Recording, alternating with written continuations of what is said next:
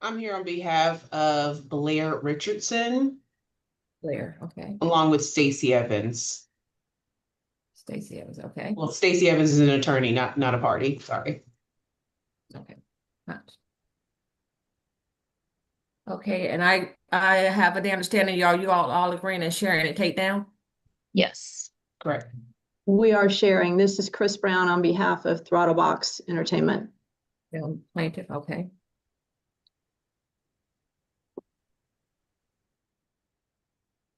Okay, let me see, make sure I have everybody. Stacey Evans.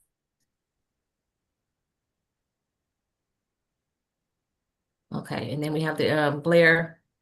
Is that the we have Blair Richardson is that the That's right. representative or that's the are you the you're the defendant? Yes. Yes. Correct. Part. Mhm. Okay. I'm just trying to make sure you have everybody. Okay, that's the attorney. Okay. Okay, and if Miss Watkins, if you can put your email address in the chat as well as Miss Brown, so that way I can have your information and then I'm ready to proceed whenever the judge is back. Absolutely. Sure. And for your notes, David Wolf is here with me and he'll be here the whole proceeding. He is the representative for Throttlebox. Thank you so much. Yeah, you bet.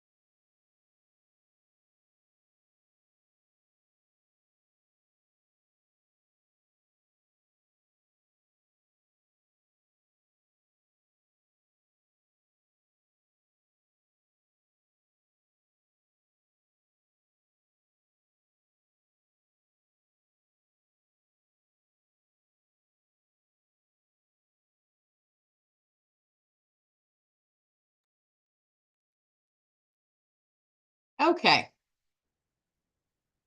Good morning still.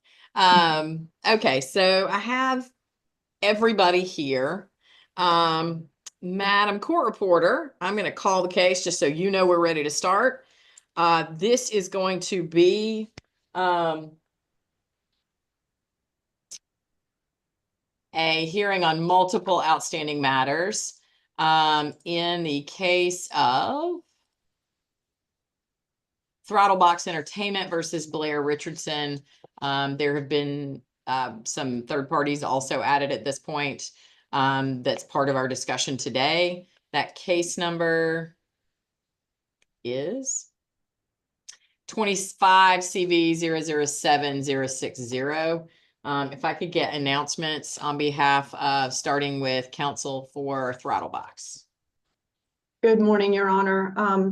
First, I want to make sure that the YouTube access is turned on. I do have some trying to add in access it, and I don't think it was on just a moment ago. So ask the court to check on that. Second, thank you for moving this morning to 10 so that I could get rid of my other matter at 9 o'clock or dispose of that. Not a problem. And then thirdly, just housekeeping, this time we are sharing takedown of the court reporter. So we've agreed on that. And then lastly, I guess in sequence, we would ask that you hear from us on the default issue before the court, because I think that has to be addressed before we even get to the other things. But with that, we're ready to proceed. Mr. Wolf is here with me on my screen representing Throttlebox. Okay, thank you. As well, is a company representative, so. Right, yes, ma'am. And he's been at every hearing. I'm familiar with his role in the company and the reason for his presence here. Before I ask for announcements from the defendant, I will note that the little icon on my screen says that YouTube is in fact rolling. Just a reminder that that is not an official record of these proceedings, and that no one is authorized to record those proceedings. Who do I have here on behalf of the defendant? Good morning, Your Honor. Stacey Evans and Tiffany Watkins on behalf of the defendant, and Ms. Richardson is also present here as well, Your Honor. Okay.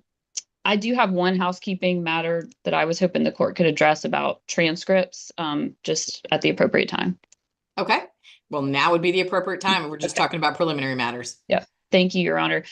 So the first two hearings, when Ms. Richardson was proceeding pro se, she did not elect to share in the takedown. And Correct. Your Honor, I believe, had said that unless and until she shares her part of the takedown, that she wouldn't be able to access the transcripts. And I just wanted to announce that we on her behalf are ready to share in those takedown costs, and would ask that once we get the cost from Ms. Brown and show that proof to Your Honor, that you would, we could provide you a short proposed order that we could then share with the court reporter, that she would then be allowed to let us order copies of those transcripts. Happy to do that, Ms. Brown. If I may, Your Honor. So this is precisely why I was requesting that the court be so specific on the record in the last two hearings, because I've had this come up in other cases. I have cases for you this morning: Davenport versus Davenport at 299 Georgia 136, Behringer versus Emory at 326 Georgia Appeals 260, and Kent versus Kent 289 Georgia 821. Those are the cases, Your Honor, that require that the court inquire of the parties on the record about takedown as to whether or not it's going to be shared, get an affirmative response one way or the other from each party, and specifically the party who's declining to share takedown.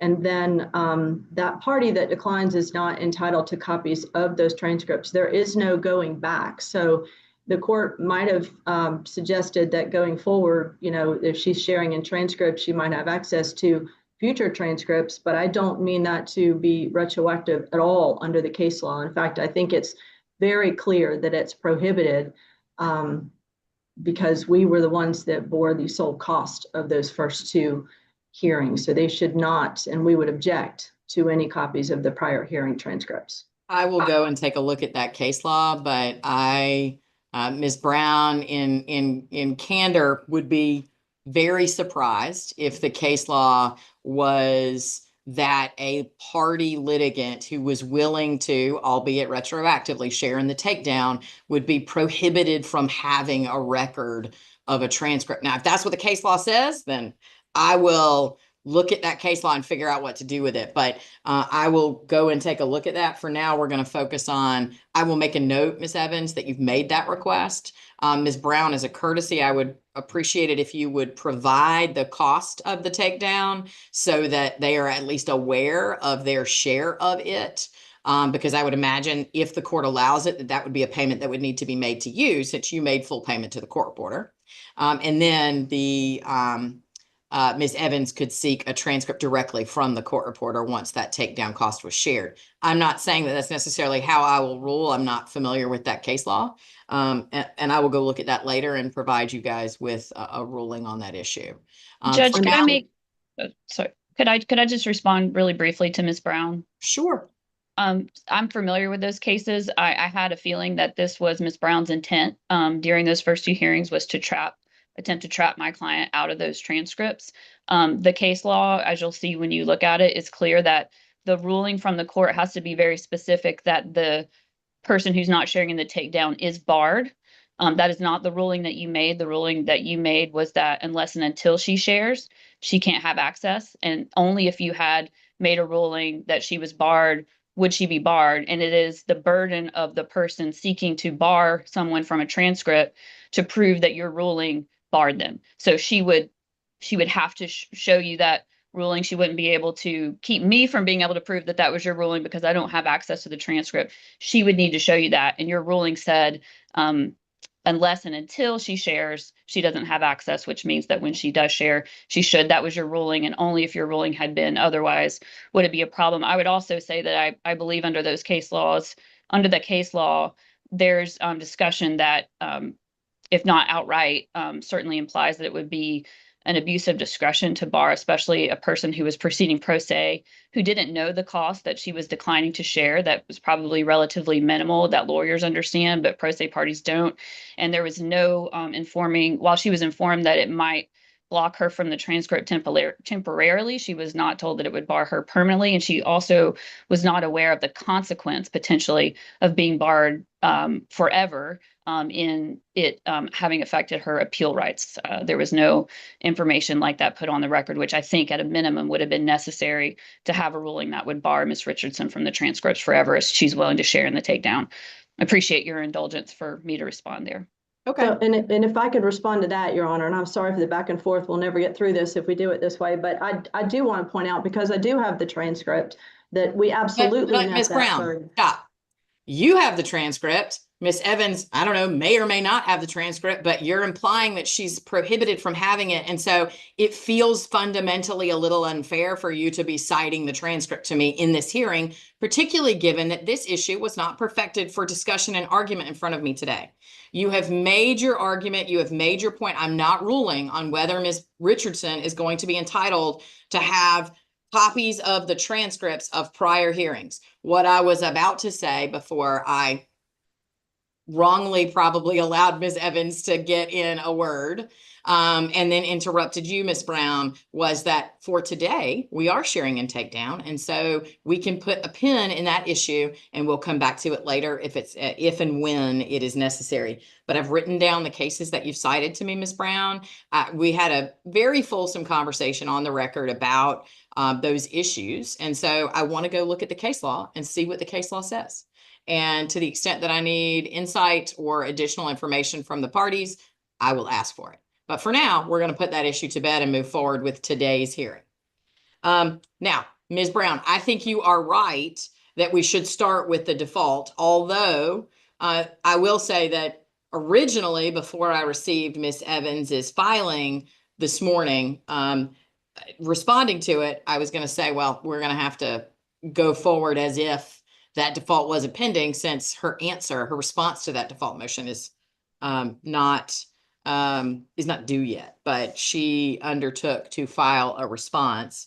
And so I think it makes sense, Ms. Brown, for us to start with that default issue. Ms. Evans, I'm not asking you for substantive argument, but do you have any concerns given the very short window and the fact that you did respond even though you weren't due yet to going ahead and discussing that issue? No, Your Honor, we're fine discussing it. Okay, Ms. Brown, please go ahead. Thank you, Your Honor.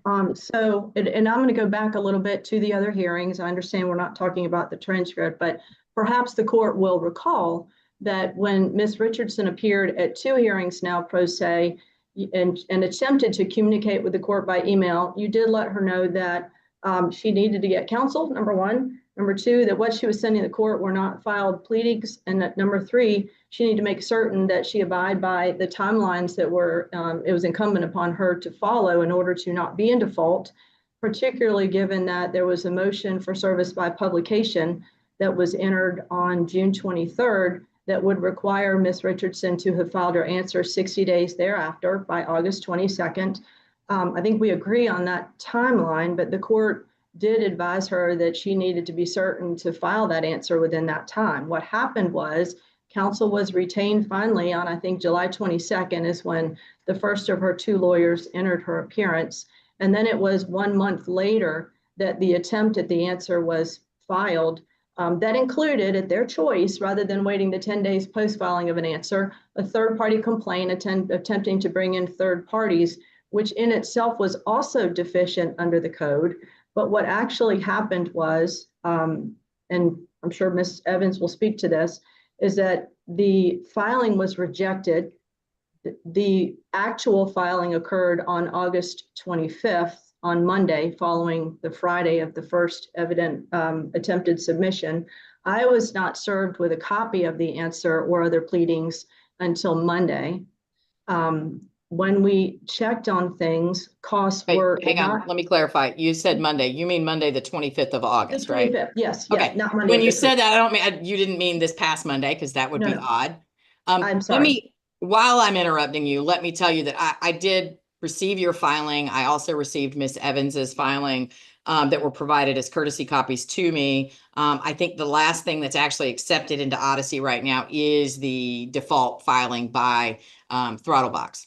I also, because I have access to the internal workings of eFile Georgia and the docket and access to the clerk, did confirm that in fact, along with a number of other filings, Ms. Richardson's answer, third-party complaint was filed, attempted to be filed at about 5:17 p.m. on the 22nd of August.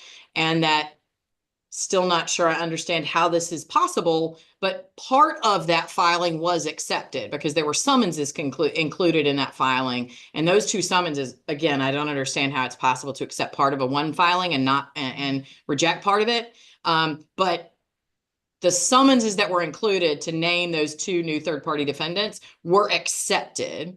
And then the larger filing, which was the answer and the third-party complaint, were rejected because I believe I've been informed that probably the signature page was like a photograph, but that something about one of the last 2 pages of that document was a JPEG file in a format that made it too large. And so the clerk kicked it out.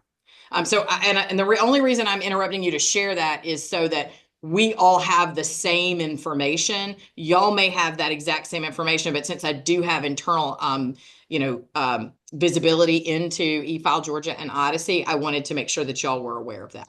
Ms. Brown, sorry for the interruption. Go ahead.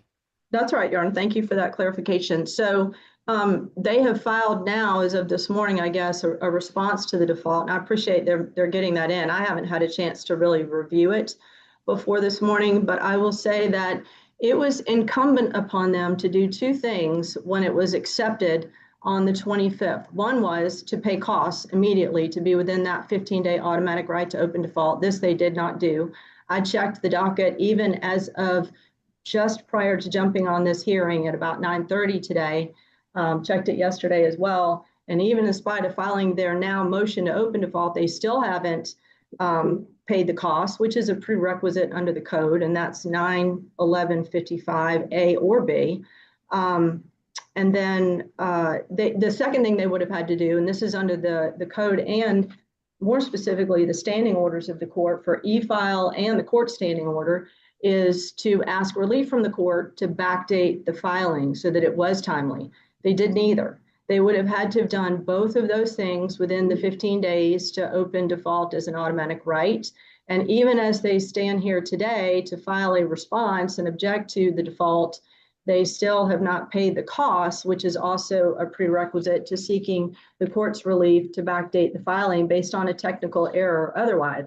There are two cases, Your Honor, that are important to consider today. One of them is still in the midst of an appeal, but currently the law is in our favor on this issue. It's Pixel Inc., P-I-K-S-E-L Inc. versus Pixel AMS Inc. It was a Superior Court of Fulton County, Georgia case decided this year. But essentially, it deals with a late filing. There's also a Court of Appeals case. The site is STC Inc. versus Ralph Rita Venture LLC. The Court of Appeals is A25A0843. And let me jump back. I didn't give you the site to the Pixel case. It's 2025 Georgia Super Lexus 885. And that one's scheduled to be heard actually in October. But essentially, when there's a late filing, the court actually does not have discretion when the costs have not been paid, even in the midst of a motion to open the default. So I think that it's important to consider the posture of where we are right now. I never like to assert that a court doesn't have discretion to do something, but I think the law is clear that there is no discretion as we sit here today because the costs have not been paid. I agree with you, Ms. Brown. I am a big proponent of the rules around default. In fact, when I welcome new lawyers into the state of Georgia, I routinely point them to 9/11/55 because it is unique amongst the federal jurisdictions and amongst other states.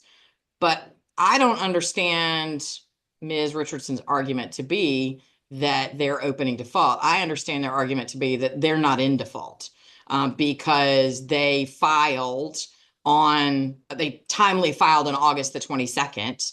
And granted, I think they could have filed a motion to open default in an abundance of caution, but I don't understand their filing to be that. It is that they're not in default at all because they filed on the 22nd.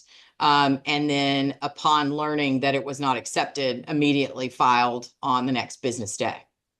But the filing is deemed accepted it's deemed filed on the date it's accepted. And the standing orders and the e-file orders are very clear that when it's accepted, it is retroactive, but when it's rejected, it is not until it's accepted and the new filing occurs and they have to seek relief from the court. It would have been very easy for them, knowing that they were in that window, even if it was a day off, to have approached the court, gotten the order, and paid the costs out of an abundance of caution to make sure that they satisfied all of the requirements within the 15 days. They did not do that. So they were in default, not having done those two things. One is gotten the court's permission for the retroactive filing acknowledgement. It's a non-proton filing when it's rejected, but you have to get the court's permission. And I can pull the order. I think it's one of the standing orders. Yeah, I have it. So well, then you'll see that it's on page 5 of the 8-page document. An e-file document is rejected by the clerk of court and filer wishes to challenge the rejection and or relate the date of the filing back to the date of the first filing attempt. The filer must petition the court for such relief. That is true for the September 2nd version of the order. And then I went back and checked the prior one. That was the last one before that was October 12th of 2018. So again, it would have been a real easy fix, but they didn't do it. And Your Honor cautioned Ms. Richardson, and I gather Ms. Evans she seems to be a seasoned litigator. It would have been something that they would have had to fix within the 15 days. Even now, if they're seeking relief from the court, they would have had to pay the cost, as the court mentioned. That's clear in the statute. Okay. Anything else, Ms. Brown? Not on that issue. Ms. Evans? Okay.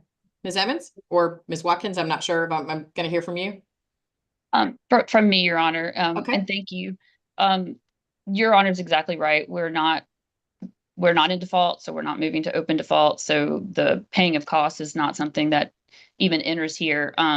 The Superior Court rule, it recognizes that e-filing is different than the olden days where you go down and you hand it to the clerk and she would not be able to just throw it back at you. If there was a problem, you would see it right there. You would fix it, which this problem would have never occurred because you wouldn't be bringing a JPEG to the window at the clerk's office. And so in light of that, the court recognizes these little nuances with e-filing. And if you have this technical issue that you don't know about and you cure it as soon as you know about it, then if there is an issue and you need the court to enter an order non protunc, you have the option to do that. There's nothing in the Superior Court rules or the standing order that says there's any timeline for this. It comes up when it comes up. It's coming up now. We're asking for that relief. We have presented the background to allow Your Honor to do that. The STC case that Ms. Brown cited acknowledges that you have that right to do that under the Uniform Superior Court rules and the standing order, and that all of this is contemplated. And it would be a gross miscarriage of justice to enter a default in this situation when Ms. Richardson is not in default and has done everything that the rules require of her to do in this situation. Happy to answer any other questions that you have, but we believe this is literally a simple button issue, and we have cured it, and there is no prejudice as well. Your Honor, as the move-ant, may I have one last comment on it? You may, Ms. Brown.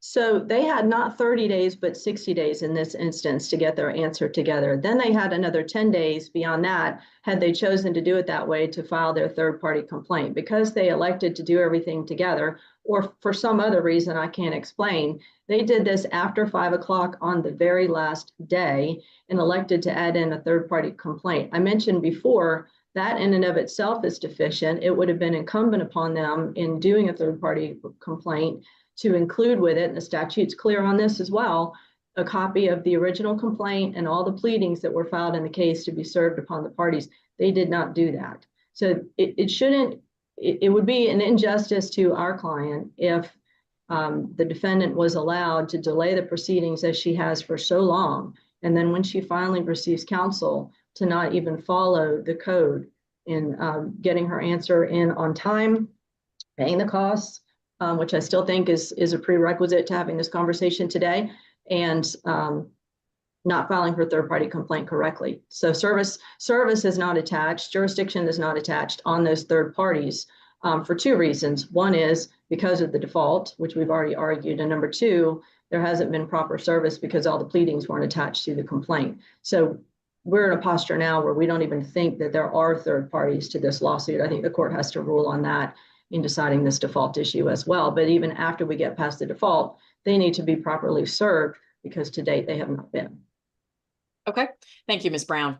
Yes, so as I said, I have looked at this issue in some detail, both factually and I'm very familiar with the rules of default because, as I said, they're very unique in Georgia. I agree with Ms. Richardson's counsel. I don't think that the parties are in default here, pursuant to the effect of our standing order and the weird unique problems associated with e-filing. And I will say there are two particular reasons that I am ruling the way I'm ruling. Number one is the fact that some internal portion of what was filed was indeed accepted. And my understanding from the clerk is that that would have generated an accepted email or some variation of that, while part of it was rejected, I think begs the question that this was not a default issue and that when the rejection email was received, that it was cured immediately, number one. And number two, given the fact that the complaint the answer was filed either on the day and then rejected and then filed the next business day, if a motion to set aside default or to set aside a default judgment were filed, which I'm sure,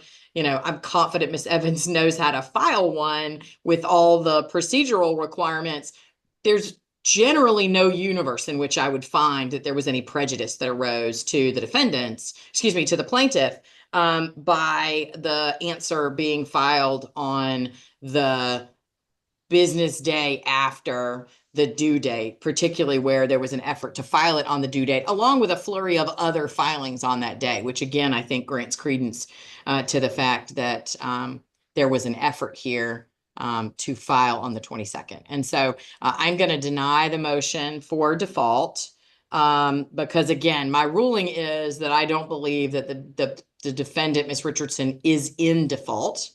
But that to the extent she is in default, that default could be cured and there would be no prejudice associated with it. And so for that reason, I'm going to deny the motion for default.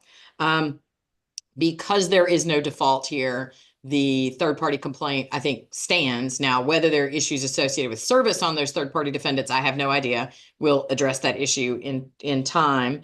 But I think that takes us back to what I have pending are the motion to dissolve the temporary restraining order and a motion for contempt under that restraining order. And then a response by Ms. Richardson seeking a jury trial on that motion for contempt. And so I would actually ask you, starting with Ms. Brown and then Ms. Evans, do you have a suggestion procedurally as to how it might make sense for us to try and process through those outstanding matters? Ms. Brown? Well, my first suggestion, and I'll just say for the record, because I don't know, I understand the court's order on the default, but it would be our position that we don't get to these matters had the court ruled otherwise on the default. Course. So if I could just have that caveat and then I'll move on because I understand you've made your ruling. But we don't want to waive our position that that's what it would be had you not ruled that way. We would not be proceeding to these other matters. Of course. With regard to the contempt, which I think is sort of where we are initially for today, is they I don't think they get a jury trial on the contempt matters. I mean, we did ask for incarceration because I think that they were bold defiances of the court's orders, both the June and July orders, and I think we'll be able to show that. But I think the jury trial issue with the request for incarceration would, and I think that is a potential relief because of the criminal contempt ramification here, is only if it's a greater sentence that she stands to have for criminal incarceration. I don't know that that's really before the court. I mean, I think the Constitution contemplates something 6 months or more as a threat of incarceration for a jury trial right to kick in. I don't really think that that's what we're looking at on a contempt in Georgia. I think it's more like, a number of days that the court might in its discretion find and or a fine should you find that there is contempt. So I don't know that there is necessarily a right to jury trial on that issue.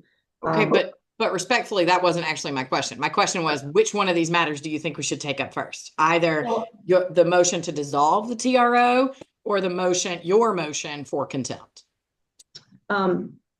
Well, again, I was trying to actually, and I apologize if I wasn't clear. I think the motion for contempt should come first, and that's why I was making the comments on that, because I think that we'll sort of get to the motion to dissolve in sequence after we get through the contempt. So that makes the most logical sequential sense to me.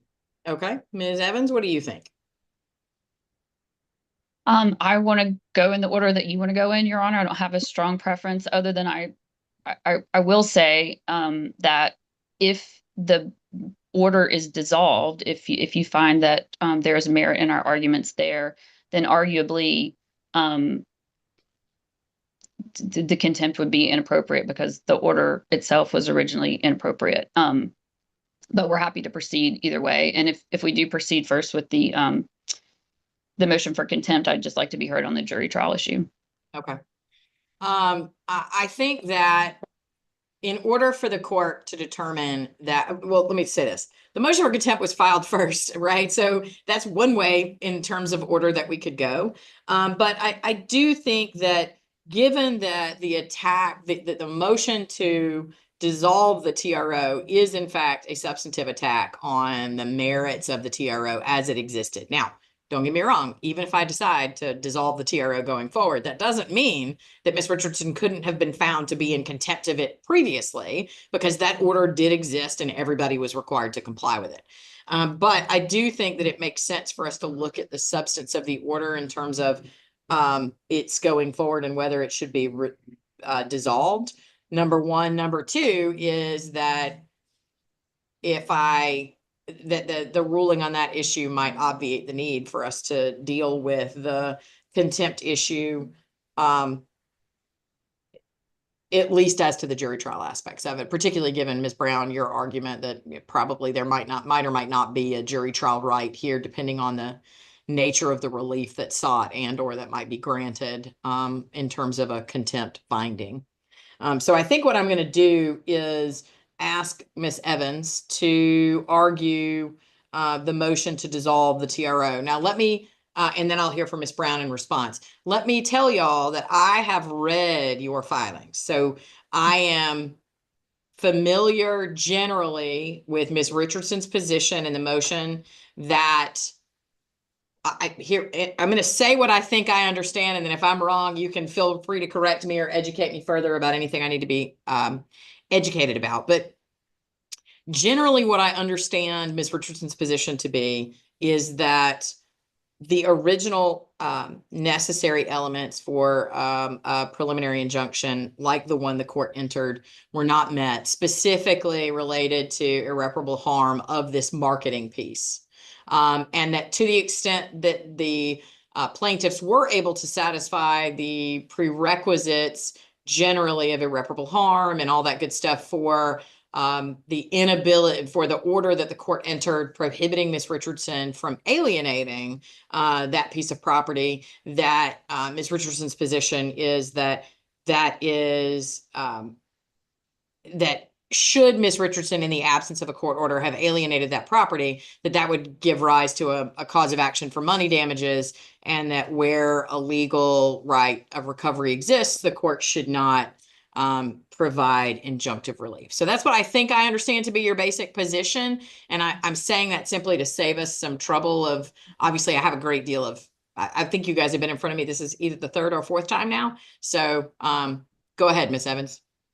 Yeah, absolutely, Your Honor. And I believe that general understanding is exactly correct. And and also hits on an issue that was raised in Throttlebox's response to our motion to dissolve, claiming that we did not challenge the first prong, that we did not seek to dissolve the first prong of the TRO related to the alienation of the ownership and selling the movie. We do indeed, but for both of the reasons that you said, because there would be a right to money damages if she did sell it, and in fact, if she did sell it, there would be some money damages probably to fight about. And then second of all, because the underlying elements were not met on a likelihood of success on the merits, that the entire TRO should be dissolved. So we are moving for the entirety. And I will try my best as much as a lawyer can not to repeat our brief. And I always appreciate being in front of you, how prepared you always are. It is a great thing as a lawyer, as you know. On irreparable injury, I think the easiest way to put it is this: what is in the TRO on what Ms. Richardson has to do if she seeks to market REM at all? That is not something that Throttlebox ever even asked for. They wanted her, as you'll recall, not to be able to market it at all. So that as a premise shows you they did not and could not have given you evidence of irreparable injury if she markets without Throttlebox, because that's not what they asked for. So they didn't put that in there. There's nothing in Mr. Wolf's affidavit or any of the exhibits attached thereto that discusses any irreparable injury if Ms. Richardson advertises REM. As a practical matter, I will share with you, and it's in the record, that Ms. Richardson is the author of the screenplay that led to REM. She's the writer. She was the director. There is no dispute of those two things in the record. So she can, separate and apart from any ownership rights, would have every right in the world to go out and talk about her film, because it is her film, as the director, as the writer. Even if we were to concede that she didn't own it, which of course we don't, but because she's the director, because she was the writer, it is her film. That is an appropriate way to talk about it. That's the way film festivals talk about it. They don't advertise the owners. They advertise the directors. When you watch Academy Award shows, it is the director that gets most of the credit. It's not the owners. Usually the directors will thank the owners in their speeches, but it is her film for those reasons, and she has every right, and there has been no legal argument put in front of Your Honor why she should not be able to talk about her film as the writer, as the director, as much or as little as she wants to, without ever mentioning anyone else, any other producers, anyone else that shows up in the credits. Well, to be clear, Ms. Evans, I didn't prohibit, and that was one thing that I was a little concerned about in the language of some of the briefing, is that it seems to imply that something about my order either required or prohibited her from marketing this. And that was actually the opposite of what I was trying to accomplish, which was at the outset of the original hearing, I'm like, I'm not going to prohibit her from attempting to market this film, because I think that devalues the asset that we're discussing.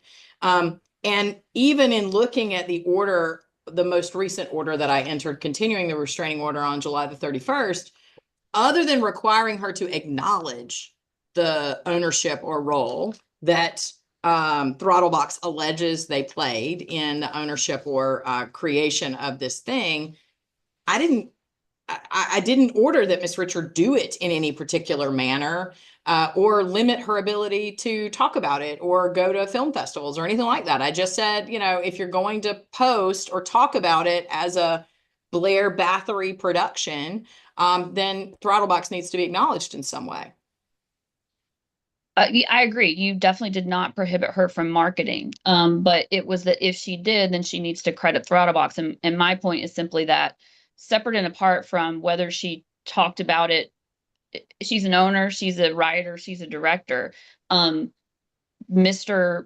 Barrett Wolf, Throttlebox, is not attempting to argue here that they are a director, that they are a writer. So my point is simply, Blair Richardson wears a bunch of different hats.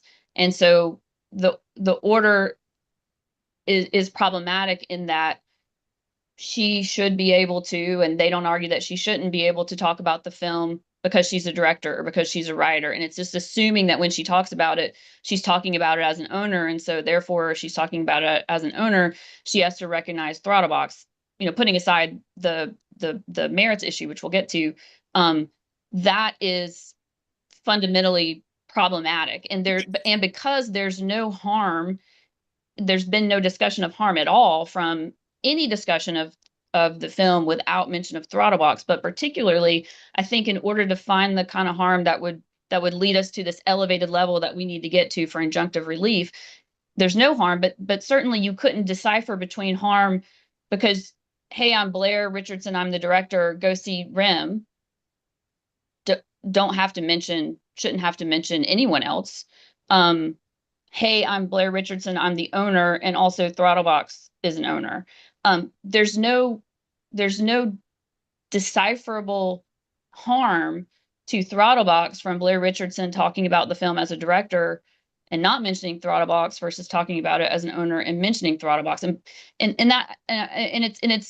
it's splitting hairs a little bit, but it's important because it is her right to share that she directed this film.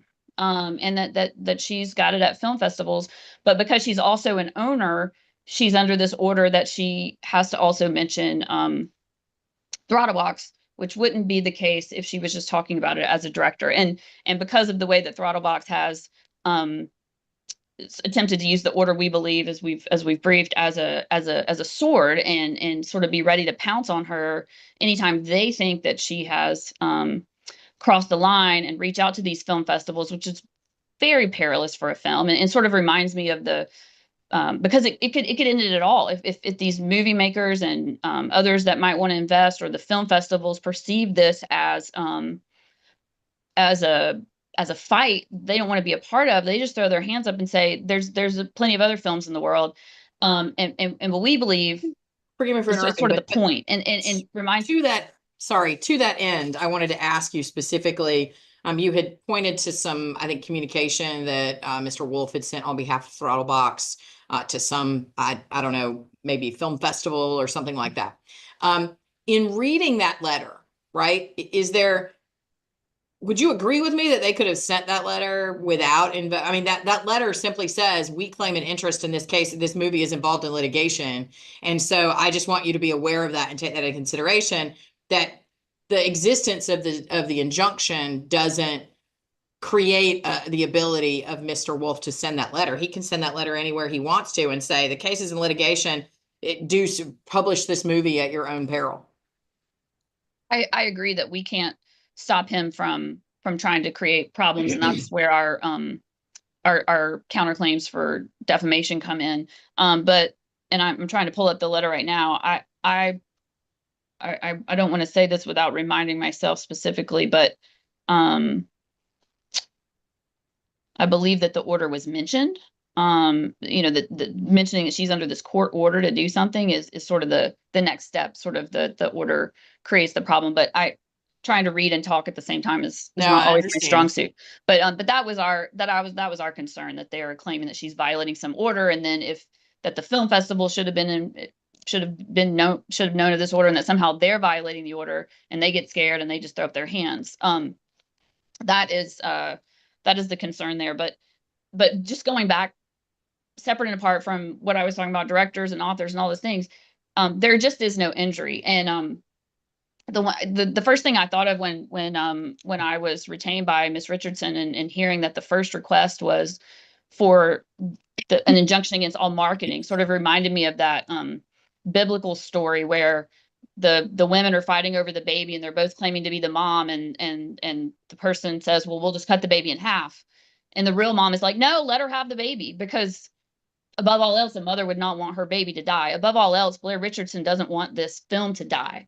But the person coming in here and asking for relief and saying, I own it, I want to make all this money from it, but kill the film, don't market it. And so we're very glad that Your Honor did the order that you did, but we just believe that even tying Miss Richardson to Throttlebox every time she talks about the film is an improper temporary restraining order, because there is no injury to Throttlebox from not being mentioned alongside Miss Richardson. In fact, at one of the hearings, I believe the argument was made that being named alongside her would hurt them, which is the second reason why they couldn't show an injury from not being stated alongside her.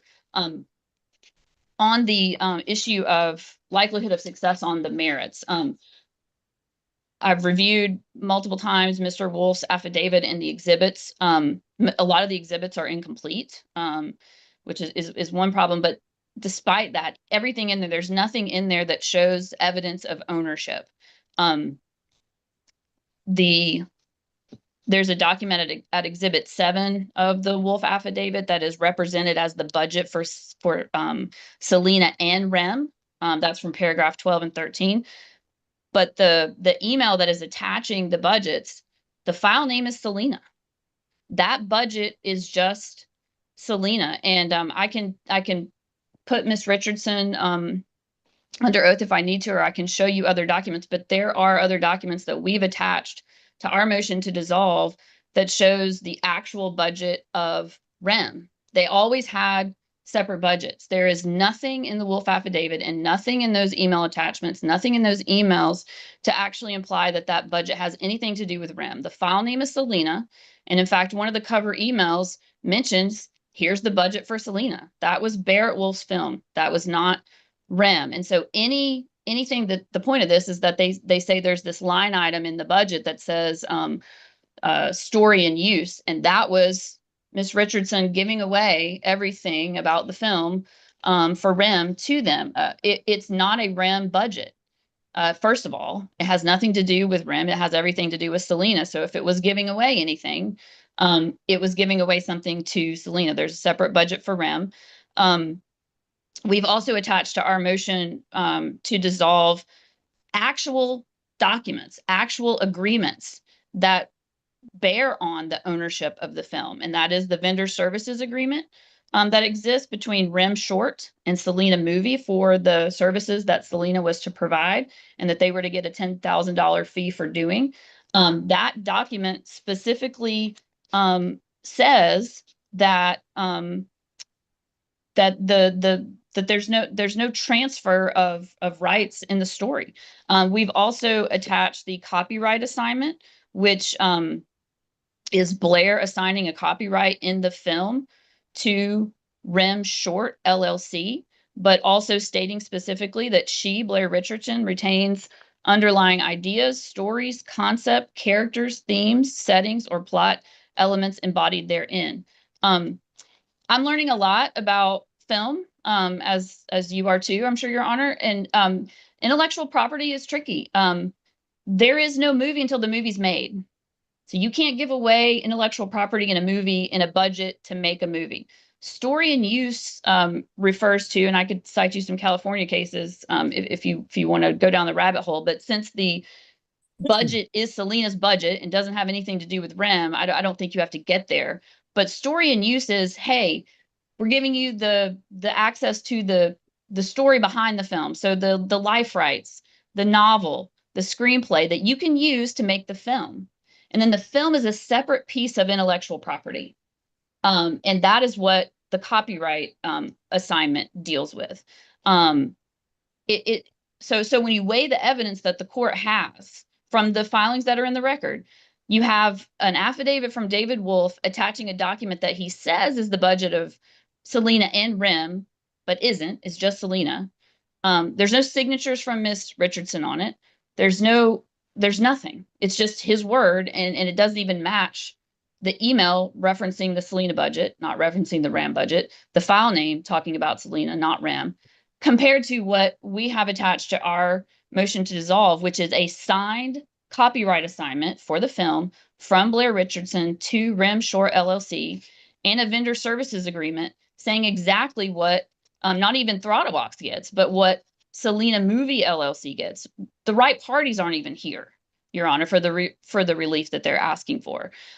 So under the standard, which is an extraordinary one for injunctive relief, it's just not there. There is simply no likelihood of success on the merits on the ownership, and at best there is a dispute, but the evidence is signed documents on our side and assumptions that aren't supported by the evidence on the other side. And so for those reasons, we think that the TRO should be dissolved In its entirety.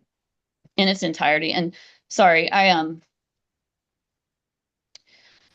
one very important thing that is in our motion to dissolve, the vendor services agreement specifically includes the author and creator, Ms. Richardson, as a third-party beneficiary of that contract, which specifically says that there is no right to injunctive relief related to the film in any way, which would preclude, even if somehow they are later able to show any ownership, injunctive relief is not something that they are able to get under that agreement. I saw that in your briefing. I wasn't at the time, I don't know that I was able to completely focus on it in terms of which party you were indicating that language would apply to.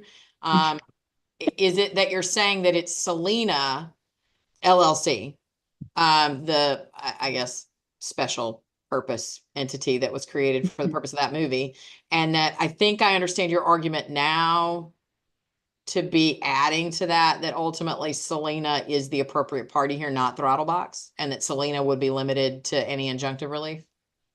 Correct. Okay. But since Ms. Richardson is, there's a paragraph 1. So the vendor production services agreement was REM Shore LLC's, Ms. Richardson's movies, contract with Selena for, and there's a statement of work. It's, it sort of goes back to the shared production that, we're going to share crew and we're going to work together on these things. And for that, you're going to pay REM Short, you're going to pay Selena Movie $10,000. And which also goes back to why the budgets were separate and why the Selena budget has nothing to do with REM. It was a separate budget. But in any event, those are the parties to that agreement. But paragraph 1 refers to client, and client includes a lot of folks. It says vendor, which is vendor is Selena Movie, which is also, it has the same owners as Throttlebox, but vendor acknowledges and agrees that this agreement may also grant certain rights to and be in part for the benefit of companies, successors, affiliates, licensees, the authors or creators of any underlying work upon which the project is based, and assigns, and company is REM Short. And that is, Ms. Richardson is included in that. And then there's the provision that we've cited in our briefing that this vendor production services agreement specifically says there is to be no injunctive relief related to the film. And because Ms. Richardson is a contemplated beneficiary of the agreement, it would be improper for there to be any injunctive relief against her related to the film. Even if it is By somehow any party. later proved, yes, even Okay. if ownership rights, even if somehow we're wrong about that, which I don't believe we are, injunctive relief would not be possible. It just means you go and fight about money someday. Okay. And I think I have found that in paragraph 17 of that agreement, which I don't know exactly which exhibit that is. Ms. Watkins Exhibit is C, the nodding, vendor so I services think that's right. agreement. Yeah, exhibit C. Also, while I was looking at that, I did go back and look at both where you cited it in your brief and also attachment exhibit A.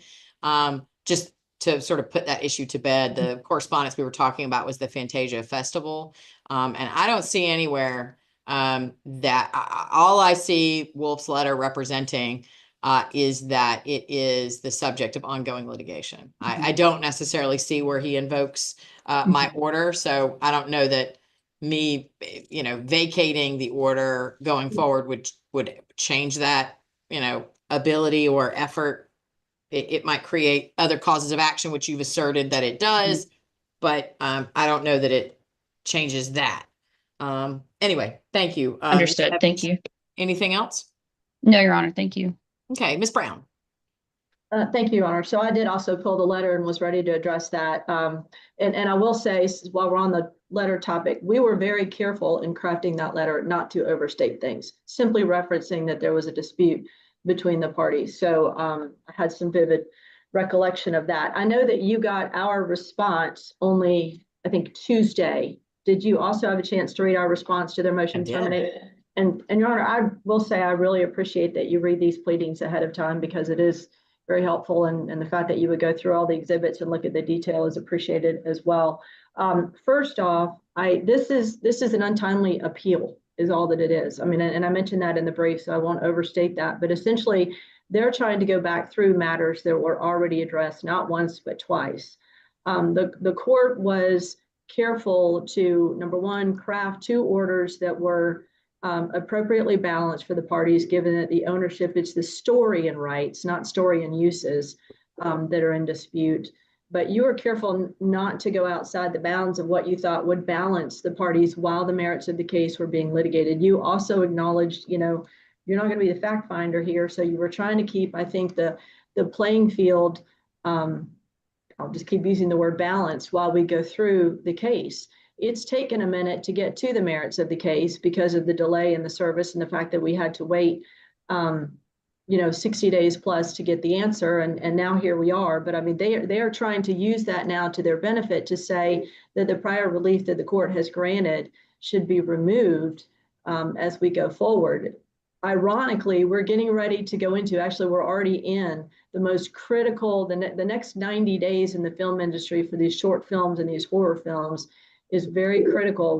We understand from doing the research on these short horror films. And as we will show in the contempt, which is kind of one of the reasons why I was thinking you might want to hear some evidence of that before, because it does bear on whether or not this should be extended, is that Ms. Richardson has already gone to these films festivals and marketed things on her own and even gotten recognition now without throttle box. That'll all come when Mr. Wolf testifies on the contempt matter. But you also were careful to say, this is an asset and I want to make certain that it can be marketed, but I just want her to give the credit to Throttlebox that they are seeking while we're litigating the merits of the case. So I don't think that your orders were out of line or out of balance for these parties, given where we are in the proceedings.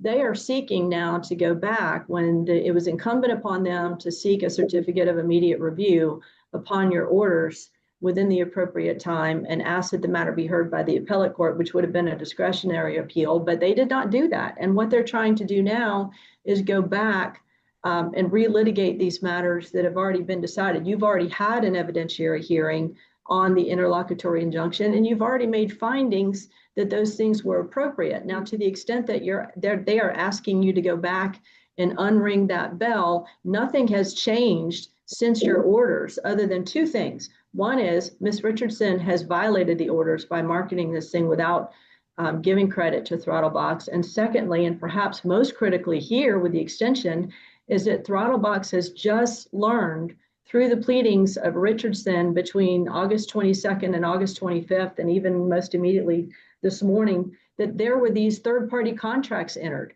And this is the very essence of those persons acting in concert with Ms. Richardson language that you put into your orders, because Micah Haley signed things that he was not authorized to sign to contract or purportedly contract things away. And that includes the document that they're relying on this morning for paragraph 17 to say that there's no injunctive relief allowable. We didn't know that document was signed, and Micah Haley, under the articles of organization or incorporation and the other documents, agreements in place between Micah Haley and Throttlebox, he was not authorized to take those liberties and sign any of those agreements. He needed the consent of, I think it was the unanimous, either the unanimous consent or the majority consent of the owners of Throttlebox or Selena, and he did not have either. He was at best a 50% member, and his role there terminated upon the filming of Selena. And we have emails to that effect, and those have either were included in Mr. Wolf's affidavit, or you'll hear him testify about that today during the contempt portion. Hang on, Ms. Brown, let me clarify something, because I heard you say something and I'm not sure I'm quite following you. So the vendor services agreement that Ms. Evans has pointed to was executed in October of 23. At least that's what it appears to be. And I think I understand you saying that the person who executed it maybe didn't have the authority to do it or whatever. But I also thought I heard you say something about that this was somehow evidence that Ms. Richardson was affirmatively attempting to violate the court's order that she not alienate. I think I must have misunderstood that. To the second point you did, what I was attempting to say, and I may not have been clear, critically, we didn't even know about the vendor services agreement until these pleadings. That's the first we heard of it. And you're correct in that they were done in October of 2023. Okay. Those things were concealed from us until these pleadings, literally in August of this year. But the contempt that we are going to show is that she is, notwithstanding your orders, and has been marketing REM without giving the credit to Throttlebox. What I think that the vendor services agreement will be critical to show, because we didn't know that they were even in play, is not only that Micah Haley exceeded his authority in executing those, but it goes to the acting in concert and the fraud claims that we have against Ms. Richardson for taking Throttlebox's money to film REM and taking advantage of the resources that Throttlebox was providing and they were sharing while she was contracting away the story, or attempting to, which we claim is not even valid, while she was attempting to give those rights away, literally overlapping the timing of the film and the taking of Throttlebox's money, while we think we have an interest of this film, and she's contracting it away to third parties. Micah Haley, you will, yes. Hang on, tell me the relationship between Selena LLC and Micah Haley and Throttlebox. Okay, so there are common members of Throttlebox and Selena LLC, and common managers rather. And Micah Haley contracted with Selena to, I think it was the line producer, yes, to be the line producer. And I'm learning some of these terminologies with these movies as well. We're all getting an education. So he was supposed to manage with Blair Richardson the financial aspects of the film. So those things were being done and discussed as financial resources. Let me go back. I need you to dumb it down a little bit more for me, just so I'm following the trail. So Throttlebox is the named plaintiff here, right? Throttlebox LLC is asserting that it has an ownership interest because it financed, et cetera, this film, REM. What I've now been pointed to is a vendor services agreement back in 2023 between REM LLC, which I understand to be Ms. Richardson's company, single purpose entity for purposes of owning and marketing or whatever, REM, and an entity called Selena LLC. And I think I just understood you to say that Selena LLC is a co-manager with whom of Throttlebox? There are common managers, and Your Honor, would you allow me to swear in Mr. Wolf, who's going to testify on this issue during the contempt proceedings? Because what you're asking are issues that he can clarify during his testimony. It's to the relationship, because. Well, then I'll just wait, because Okay. I'd rather sort of stay in order, and I'm happy to let Mr. Wolf clarify that when it's time, but go ahead. Okay. I guess the reason I was asking the question is to specifically, am I correct that your argument about why that injunctive provision in the vendor services agreement would not prohibit Throttlebox from obtaining and keeping the injunctive relief that they have obtained, is that agreement is not an agreement with Throttlebox, and to the extent that it was a derivative of Throttlebox, that Mr. I can't remember his name now, on behalf of Selena LLC, wasn't authorized to enter into that agreement. Is that roughly what your argument is? Roughly, in part. Okay. I mean, it isn't a valid agreement for the reasons that Micah Haley, who you'll see in the contempt portion of all this, was working with Blair Richardson, was not authorized to sign that agreement, number one. Number two, he did not sign it on behalf of Throttlebox. And I think number three, the company, we may have to clarify this with Mr. Wolf, but I mean, this agreement isn't valid. Let me just say that. It's not valid, and it doesn't apply to Throttlebox, and the clarification will come when Mr. Wolf testifies. Okay, thank you. I appreciate that, Ms. Brown. Go ahead. So, well, with that, it's as I said, it's an untimely bite at the apple for an appeal, as I mentioned in the motion. And then secondly, we are not exceeding the bounds of the court's orders. We're only seeking to enforce them. And the very fact that we have all of these issues going on supports the fact that the orders should remain while we litigate the merits of the case. And I know the court has acknowledged that the merits aren't happening here. And we don't, by the way, and I did give you a case. I argued this the last two hearings. It is, as the court knows, a balancing test in considering those four factors. You don't have to meet every single factor. And I, of course, gave you the case law the last time that we were here. But you don't even actually have to show a substantial likelihood of success on the merits. And I gave you the case in the brief that we filed on Tuesday.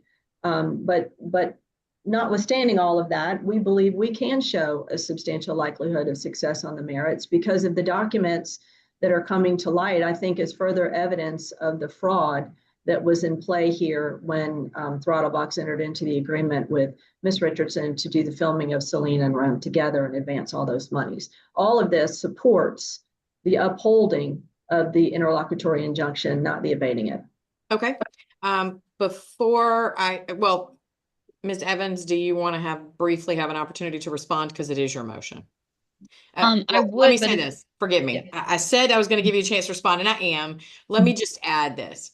Sure. Substantively, I do want to hear your response in terms of why the court should dissolve, et cetera, whatever. I do want to address, though, Ms. Brown, your argument about whether this is interlocutory relief or not, and this is really sort of a backdoor appeal. And I don't think it is, because the order I entered on July 31st said that this order was only effective through September the 18th, and that the court would have a hearing on September the 18th to decide whether the order would go forward. And that's why, again, earlier when I said, when we look at this issue of contempt, even if the court were to determine that the injunctive relief should no longer be in effect or should be modified in some way, as my order indicated, extended, modified, or superseded, that doesn't negate the possibility that Ms. Richardson was in violation or contempt of that order as it existed at the time it was in place. So I just wanted to address that particular issue. And then the more substantive issue, Ms. Evans, it is your motion, so I'll let you have the last word on the motion to dissolve the temporary restraining order.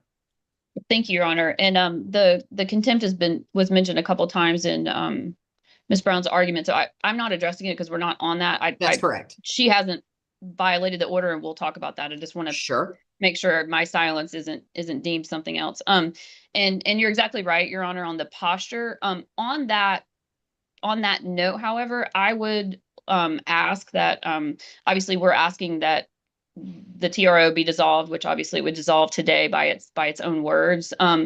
But as far as any future orders, there is case law, and we could brief this if your honor is concerned, but this was the second TRO, and I understand why. I mean, there was, first it was an emergency, or at least it was brought to you as an emergency, and you were moving fast. And the second time, I think you were hoping, ordering us to mediation, that the parties would figure something out, which obviously didn't happen. But Well, now to be clear, well, hang on, sorry, Ms. Evans, but to add to that, the other issue, and I think I don't have the transcript in front of me, but I think I specifically said the other concern was that Ms. Richardson had consistently represented to the court that she was seeking to retain counsel. And that the reason I set the hearing specifically for today is that it was at a time after the deadline for an answer. And at that point, as I believe I said point blank, we would then know if Ms. Richardson was in default. And therefore we wouldn't have to worry about any of these issues, or if Ms. Richardson had retained counsel and filed an answer. And so I know where you're going, which is the second time I enter it, then it is probably not temporary. But that's why I did it the way I did it. It wasn't just that I was hoping the parties could resolve it, although of course I was. But it was also because of the unique circumstance I had where one of the parties was pro se and was consistently representing to the court that she intended to retain counsel. So anyway, go ahead, Ms. Evans. Absolutely. And that is correct, Your Honor. And my point is that I understand why you did the two temporaries. My request is simply that we ask that there not be any future injunctive orders, but if there is one, that it be entered as a interlocutory injunction or a permanent injunction for the duration of the case. However you would style it between those two things. I don't know that there's a difference, but in any event, there are procedural protection reasons for Ms. Richardson that we ask for that, because the path to an appeal on a interlocutory injunction is direct, whereas on a TRO it is discretionary. And the case law that I was going to point to is just, I think what Your Honor already knows, that it's because of those differences. It wouldn't be proper to continue the temporaries at this point. We're either doing an injunction or we're not, or that's what we would ask, so that if there is an order and we respectfully disagree with it, that we would be able to exercise our right to go through the process that the Georgia Code allows. But I'm just going to address quickly a couple of points.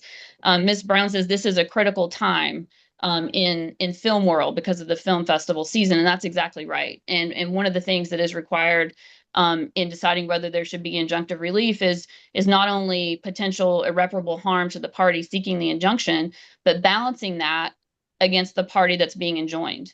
And Ms. Richardson's harm to her matters too. Harm to the film matters too.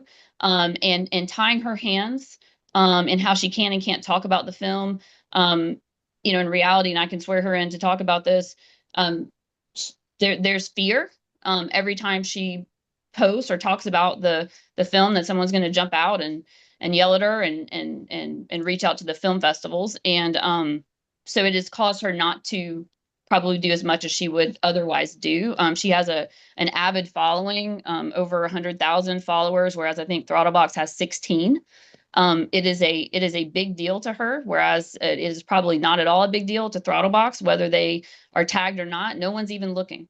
No one knows who Throttlebox is. If you go to Throttlebox, what they represent as their website, it's owned by GoDaddy. There's nothing there. But Blair is a known entity, and it does matter to her as a 15-year plus professional, the writer, the director, the true owner of this film, whether she gets to talk about it. But whether Throttlebox is tagged is not going to hurt Throttlebox, because no one knows who Throttlebox is. Throttlebox has 16 followers. So that harm must be balanced. I want to also point out, in response to Ms. Brown's statement, that Ms. Richardson is out there doing all this promotion and not crediting Throttlebox. We'll get to that in the contempt motion. She's following the order. There is no harm to them not being mentioned, but I would point out, and it's in our submission that we made yesterday, the credits for REM Film do now and have always listed Barrett Wolf as an executive producer. So to the extent that they claim that some credit should be had there, that is there. Every film festival submission of the film has him, also has David Wolf in the credits. To the point of, we just learned of the third-party contracts, I would just want to point out, procedurally, they are the ones that are seeking to continue any kind of injunctive relief. It is their burden to show a likelihood of success on the merits, or at least come forward with some evidence that they own the film, which they have not done. They have not put forward any evidence that can undermine a written document that we have put in front of you, other than saying it was fraudulent, other than saying that Blair was involved in some fraud related to that document 2 years ago with no evidence whatsoever. But even, we think the vendor services agreement should be considered, and we do think it puts a big hole in both their ability to get injunctive relief and their claim to ownership. But even if you put that aside, the copyright document, REM Shore LLC and Blair Richardson, has nothing to do with Rotobox, has nothing to do with Selena. And that document says specifically that Blair Richardson is assigning certain rights to REM Shore LLC, and that she's retaining a lot of others, including underlying ideas, stories, concept, characters, themes, retains all rights to sequels, prequels, remakes, spin-offs, adaptations, novelizations, stage plays, other derivative works, that the assignment does not include any transfer of her rights to use the underlying materials in connection with other works. And that's very important. That is the only evidence that this court has in front of it of who did own and anyone who might own something else. And it doesn't mention anybody in the Wolf family. It doesn't mention Selena, and it doesn't mention Throttlebox. So even if you put aside the vendor services agreement, we go back to this scale that we have written copyright documents, which is what film professionals use. And we have a budget for Selena. Even though it's been represented to you that it had something to do with REM, there's nothing in the email that indicates that. And in fact, the email says this is the Selena budget.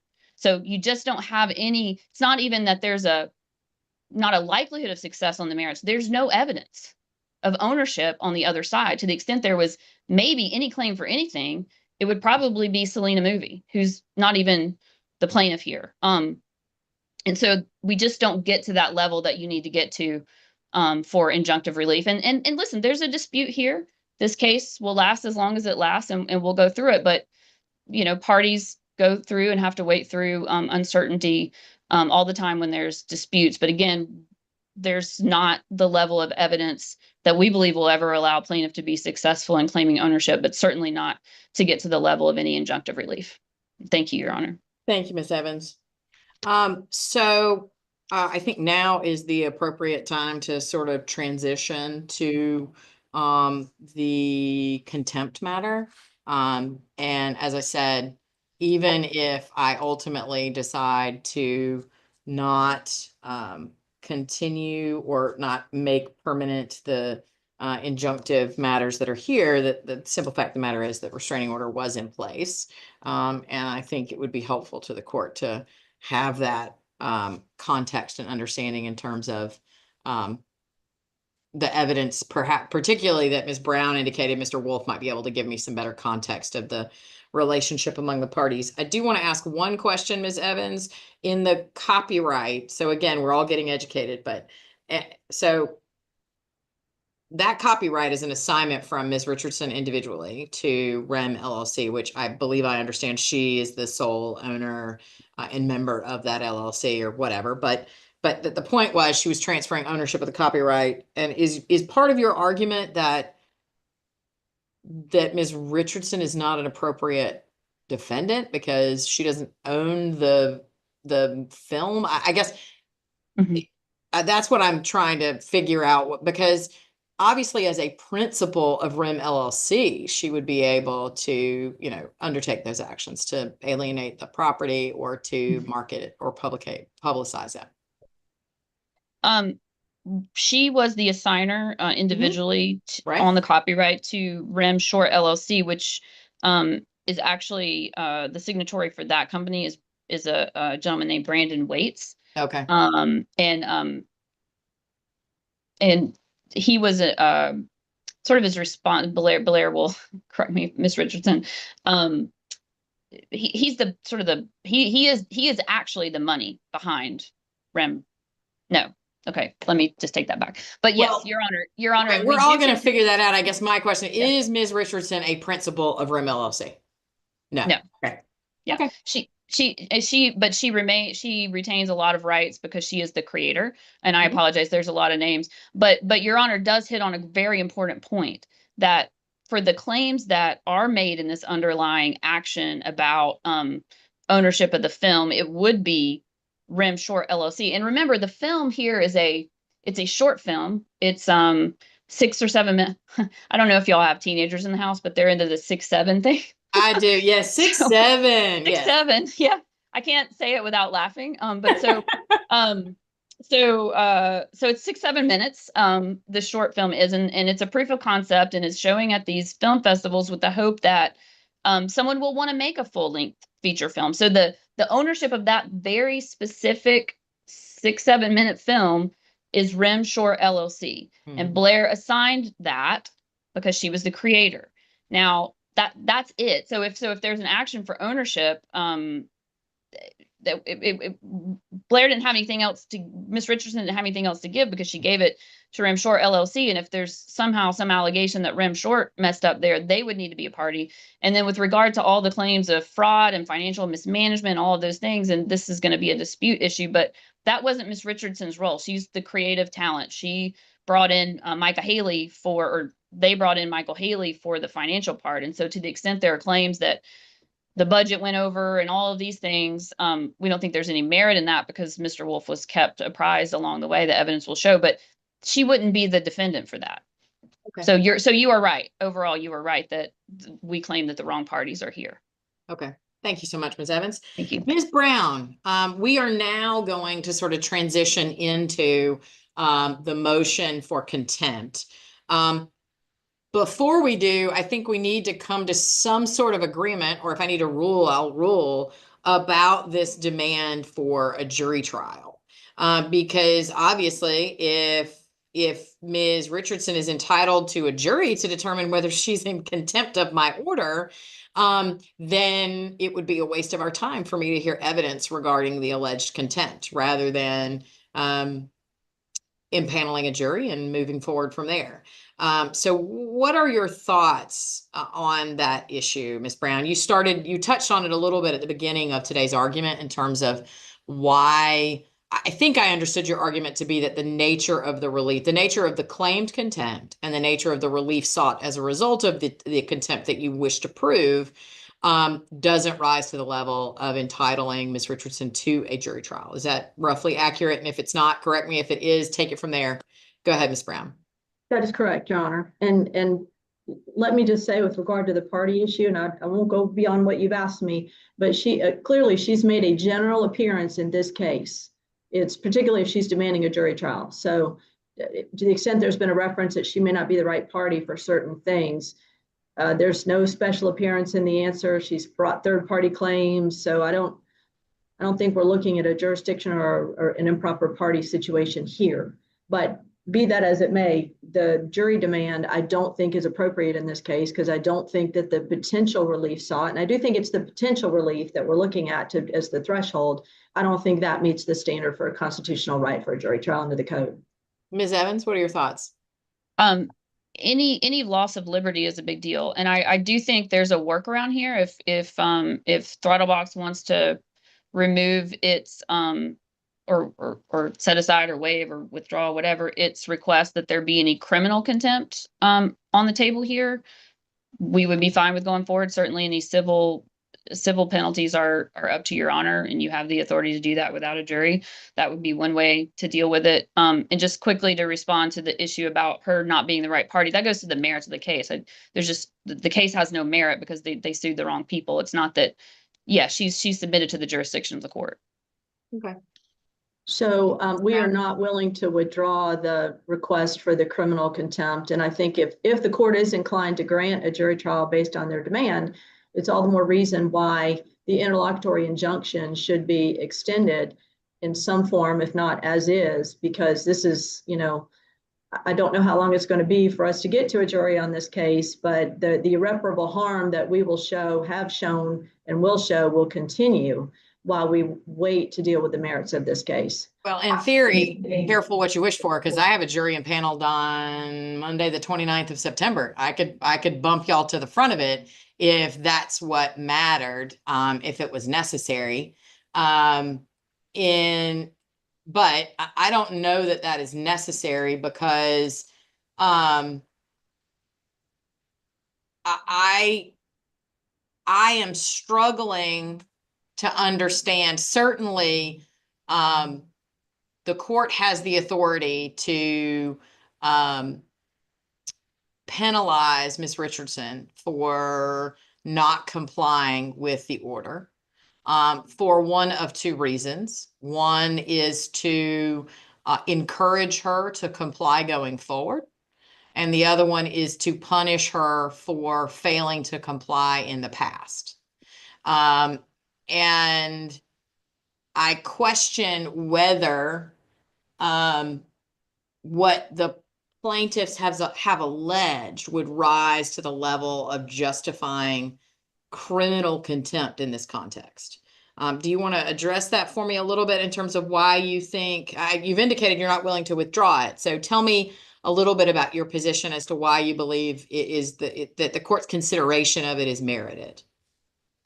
And I assume you're looking at me for that, Your Honor. It's Yes, because Ms. it's a direct violation of not only the spirit of what you indicated needed to be done in your verbal rulings from the court, but also the written order. So I think when there's a direct violation of the language of the order and the spirit, it's right in the face of the court, and it is criminal contempt. It's a punitive measure. It's not that she was attempting to comply and made, it's a non-willful matter. It's definitely a willful matter, and we'll be able to show that. So I do think that it's punitive in nature and that criminal sanctions can be warranted to enforce compliance. And we believe we can show that during our presentation of the case. Okay. Okay.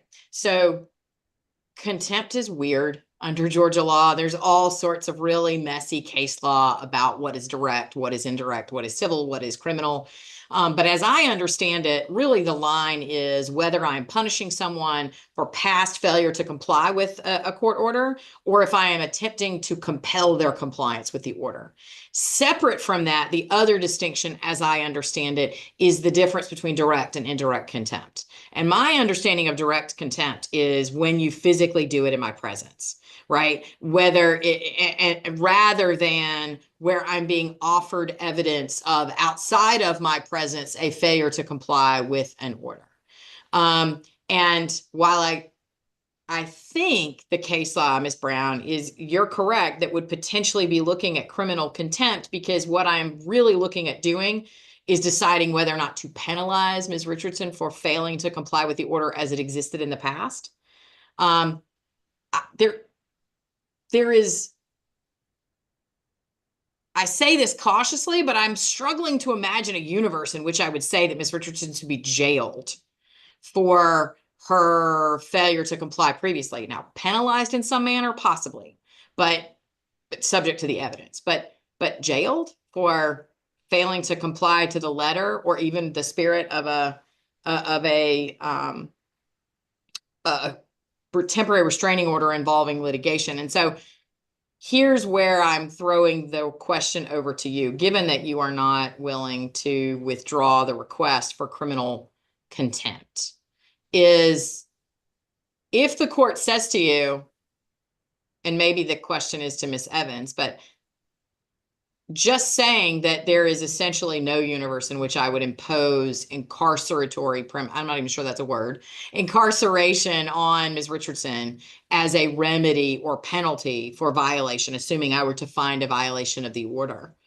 Does that resolve the criminal aspect of it that would potentially entitle Ms. Richardson to a jury trial on the contempt claims. Ms. Evans, what are your thoughts on that? Your Honor, I believe, yeah, if the if the possibility of a criminal punishment is taken off the table, either because it's withdrawn by the plaintiff or because you order that you're not going to consider criminal contempt, we would be happy to move forward on the civil side. Ms. Brown, I understand it.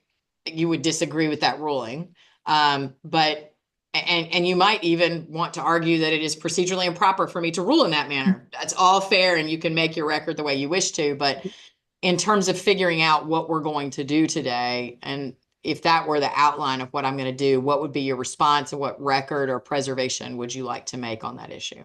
Thank you, Your Honor. And first, I would ask for a moment to confer with my client off the record. If we could take just 2 minutes to do that, but I can respond without doing that to your other question.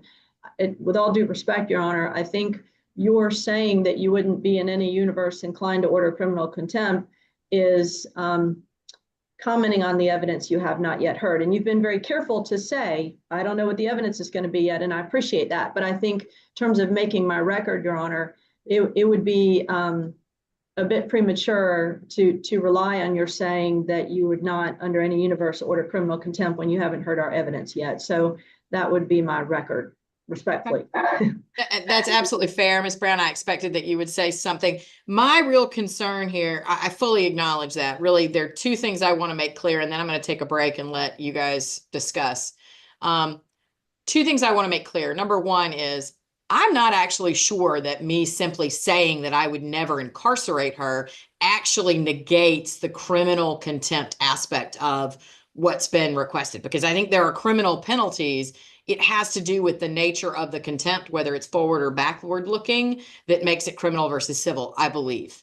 And so I don't know that my saying I would never incarcerate her actually solves that problem from a legal perspective. That's number one. I mention it, number two, only to point out that although I've not heard the evidence, that the nature of this dispute makes it unlikely that while I might find someone in contempt and offer all sorts of available penalties to me, that typically I would not incarcerate someone unless the purpose of the incarceration was to compel their compliance with the order, rather than to punish prior failure to comply, which is what the argument is here. So with that, I will take, it is 11:40. I'm going to take about a 5-minute break, and then we'll come back and we'll figure out where we're going from there in terms of a contempt hearing. Okay. Thank you all. Thank you, Thank you, Your Honor.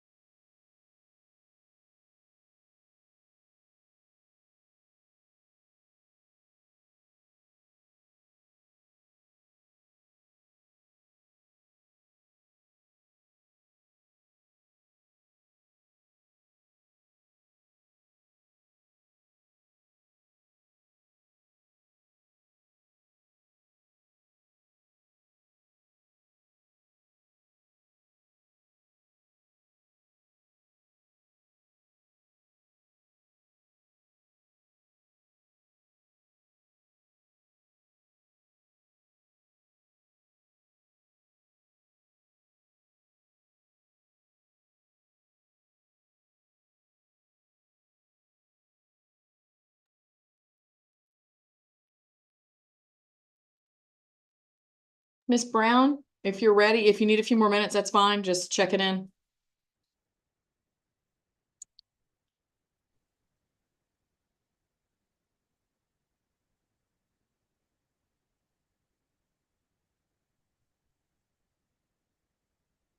So, Your Honor, I beg your pardon. It's on mute. It's on mute.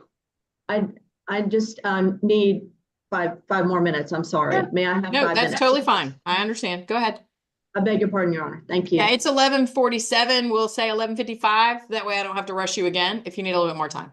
Yes, ma'am. And just to be transparent, I'm trying to determine if we're in a position to make any adjustments to our request so that I can give you a good answer. Okay, thank you. Thank you, Your Honor. Thank you.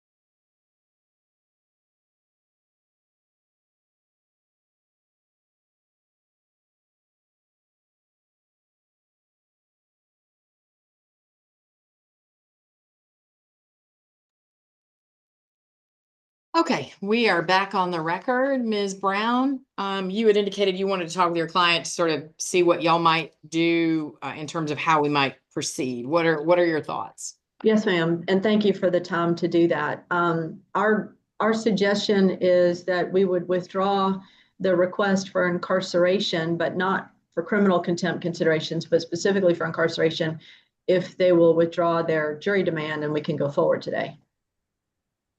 Ms. Evans? I guess I'm not understanding the distinction between incarceration and criminal.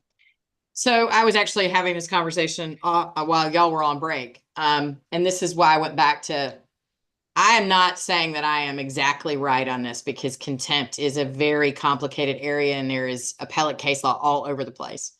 But the reason I've said a couple of times that even if I were to affirmatively take incarceration off the table, I don't think that's what actually controls the distinction between criminal contempt and civil contempt. My understanding is that what makes it criminal and thereby entitles your client to a demand for a jury trial is that it is an effort to punish someone for past behavior rather than an effort to coerce their future behavior. Right? And so that's why I made the point. We might be able to all agree by consent or otherwise that if I take the threat of incarceration off the table and we're only talking about the potential for monetary penalties, would you be willing to go forward without a jury?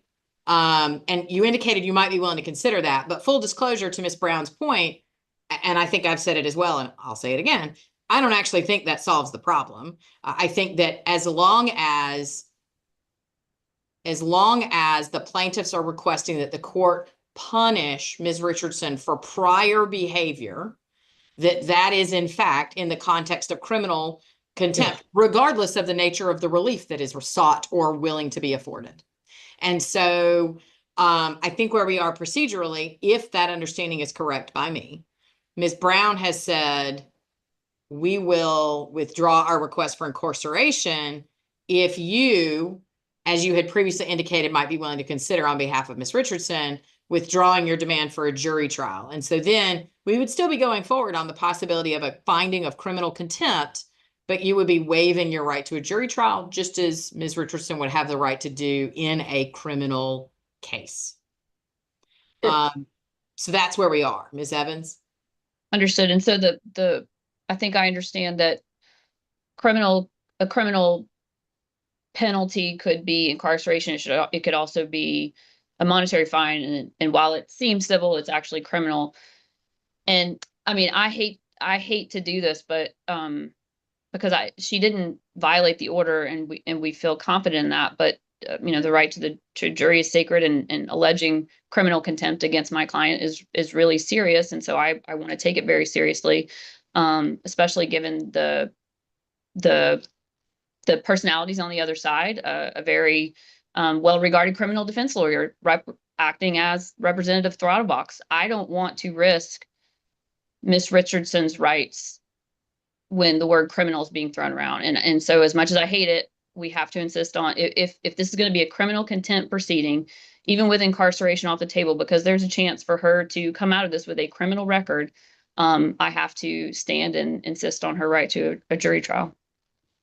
And Your Honor, to be clear, we are withdrawing a request for incarceration if they withdraw the jury demand, but we are not withdrawing our request that the court hold her accountable if the evidence warrants it for past conduct, because we do believe we'll be able to show that. So we are looking for past conduct sanctions. Right. And that's what I understood you to be asking for, which is why like I said, if somebody wants to point me out to show me that I am incorrect, please do. But as I said, contempt gets real messy real fast. But I've stated to you what my understanding is. And Ms. Brown, because I understood you to be requesting a penalty for past contempt of the order, that is in fact a request for criminal contempt. And that imbues into Ms. Richardson the right to all of the protections that go with such a finding, even if the court affirmatively says there's no way I'm going to incarcerate her as a penalty, but I might find her in contempt and I might award penalties depending on what the evidence is. It's just not going to be a trip to the Rice Street Jail here in Fulton County for failing to comply with a civil court order. So where that leaves us procedurally is that I have potentially, because the parties are prepared to go forward, and this is a contempt matter, there's no reason for delay. I will tell you, as I mentioned, I have a jury calendar on, let me open my calendar, hang on.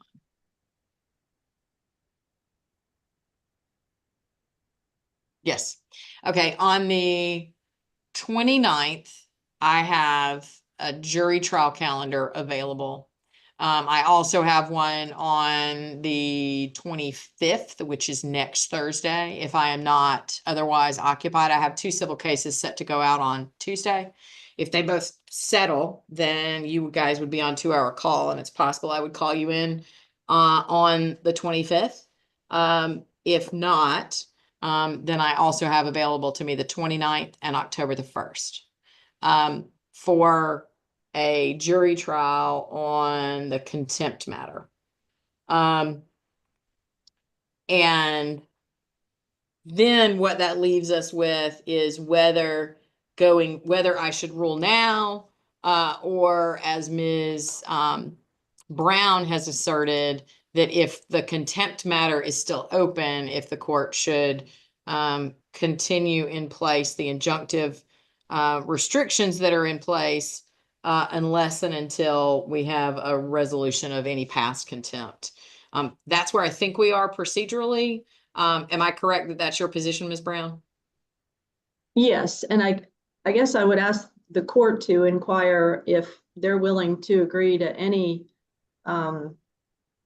consent extension of it on any terms before you issue your ruling. I think it's worth exploring, because it's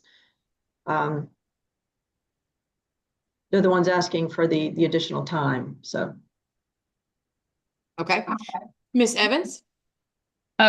We are certainly not willing to consent to any extension of any kind of interlocutory relief, and it really, to me, are 2 separate things. And Your Honor pointed it out earlier. No matter what you do going forward, and I believe is valid, the order was the order when it was, barring any constitutional arguments we have. Sorry, you're not muted.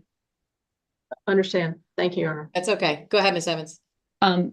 Yes. So they're just completely separate, and we wouldn't consent, but I also don't think it would matter, because if your Honor's point earlier was it was my order when it was, and unless we made some constitutional argument, which we don't, then if she violated it, if you find she violated it, then she violated it. And we would deal with the ramifications of that. But those 2 things are completely separate. The only other thing I would, and it's not that we're asking for more time. We are asserting a fundamental right to a trial by jury, and it's not a delay. It's just, she has this right, and they're very serious litigators on the other side. One of which screenshot he's attached to the record here is challenge everything. And they have been relentless against Ms. Richardson. And I don't think I would be doing my job to protect her rights if I didn't insist on her rights. And so I just want to be clear, we're not asking for more time. We're not asking for delay. We'll come down. Well, I guess Ms. Richardson couldn't get here right now. She's in Florida. But anyway, in any event, we're not trying to delay. We're just trying to exercise our rights. I also would ask Your Honor to consider whether you could rule on the motion as a matter of law, because in further briefing may help Your Honor in that regard to save the time. I do hate to have to impanel a jury for this issue, but we didn't bring the motion. But as a matter of fact, that based on time stamps of some of these posts, based on the fact that they're not Blair Richardson, there are fundamental issues that I think could be decided as a matter of law, that she's not the poster. She she can't be held in contempt for someone else's post, things of that nature. And that's just a thought to share with the court. May I respond, Your Honor? Just one second. I'm trying to find, I do want you to respond. What I'm trying to find is the demand. There we go. I was trying to find the motion, the response in opposition to the motion for contempt. Just so I could remind myself of what the nature of those arguments were, because as I think I understood you to be arguing, Ms. Evans, that you believe there are some legal matters that are asserted that the court could determine as a matter of law, and a DV or a summary judgment, essentially. Or the sanction of the past and deterring such conduct in the future, which go directly to the injunction issue, which is one reason why we really wanted to try to ask you to hear that today, because the evidence is that there is ongoing irreparable harm, and they kind of are related to each other. So I don't. So for, and again, the evidence related to the documents that are just now being disclosed to us go to the contempt, but they also go to our request to continue the injunction, because we're learning more about the facts of the behavior that was going on behind the scenes when we were extending the money in reliance on the contract that we'd made with Ms. Richardson. So, separate issues, but they kind of go together. So that's why I think if there's going to be a postponement of the contempt on the basis of their ask, and I understand their claim is that it's constitutionally requested, is that there ought to be a deeper consideration for continuing your order in place as is, particularly given the contempt claims that are made. And again, you haven't heard the evidence yet, but we feel pretty comfortable that we're going to make a good presentation in that regard. Okay. I appreciate that, Ms. Brown. I just want, one thing I just want to clarify is that having reviewed your motion, you're now, in what you just said, talking about ongoing violations, but the motion, as I understood it, was entirely aimed at punishing Ms. Richardson for past willful violations of the court's order. And that's why I'm making that distinction. But in any event, you have made your record. And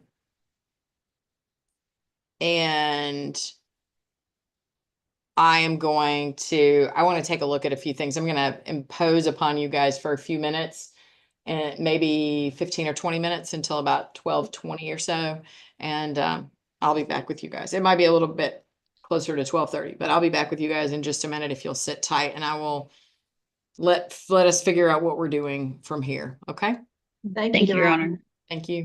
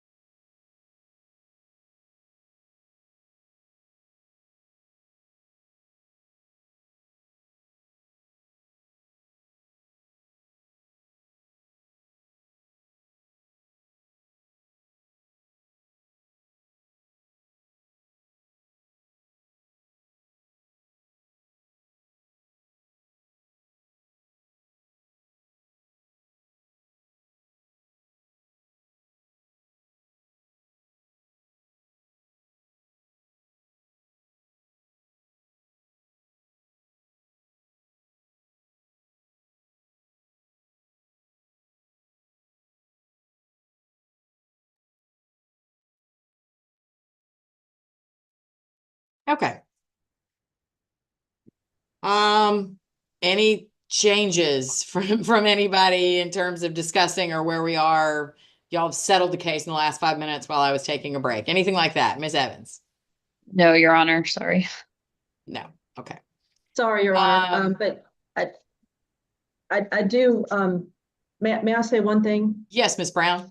Because I I hadn't think it called you really, yet because I was having audio difficulties, but yes, go ahead. I'm sorry, and no, I'm sorry we didn't get the case resolved, but I do think that, and again, I don't mean to sound like a broken record, but this is why I wanted to hear the contempt first before the consideration of the extension, because I do think they go hand in hand. And if we are asking for a penalty for failure to comply when the evidence for the contempt is presented, then if you should find based on that evidence that there's a penalty, then it would go hand in hand with having to continue it, because the irreparable harm to our client would continue. And so I don't think we can isolate the two. And therefore, as we, at the very least, as we go into whenever we're going to have this contempt heard, we would ask for the extension so that that is before the court until you can weigh in on the evidence, at least. So that would be my ask. Okay.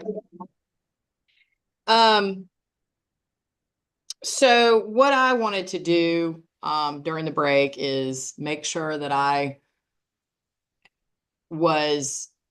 the distinction that I am referring to refresh my memory and look at some more recent case law regarding that distinction. And I will point you, the most recent case I found just quickly was Henry Sivertson, 368 Georgia App 865. That reminds, that states that criminal contempt is a crime in the ordinary sense. It is a violation of the law, a public wrong, which is punishable by fine or imprisonment or both. And that to prove criminal contempt, there must be proof beyond a reasonable doubt, not only that the alleged contemnor violated a court order, but also that it was done willfully. The reason that I cite that language is because it, one, reassures me that I am correct, that because the nature of the relief sought is potential punishment for past wrong, that Ms. Evans is authorized on behalf of her client to demand a jury trial and is justified in her hesitance to waive that right. And so that means that what we're left with, as I said a moment ago, is the issue of the continued temporary restraining order and the issue of whether or not Ms. Richardson violated the order that existed from the beginning of the case once the temporary restraining order was entered. I don't have that date in front of me, but whenever it was that I entered it, and it was nunc-pro-tunct back to the original date that I entered it. I know I entered the order on, hang on.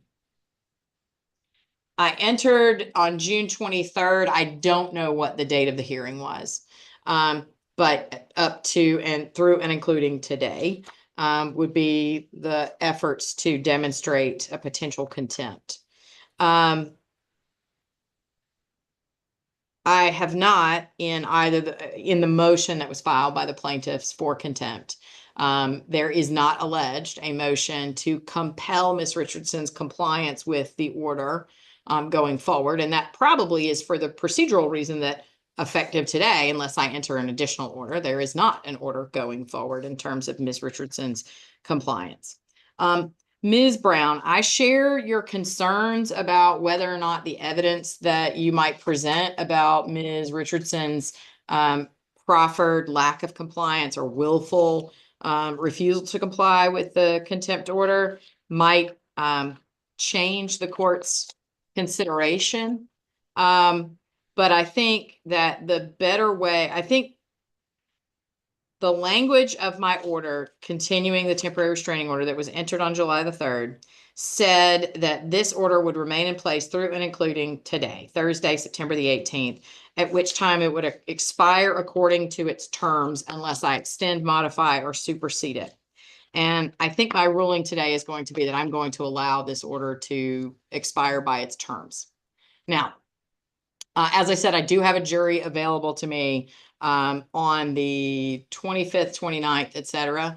I can provide you with a notice of trial the reason I would do that is put you on notice in terms of basically the first possible day I would call you in, and after that you would be on 2-hour call for that following week.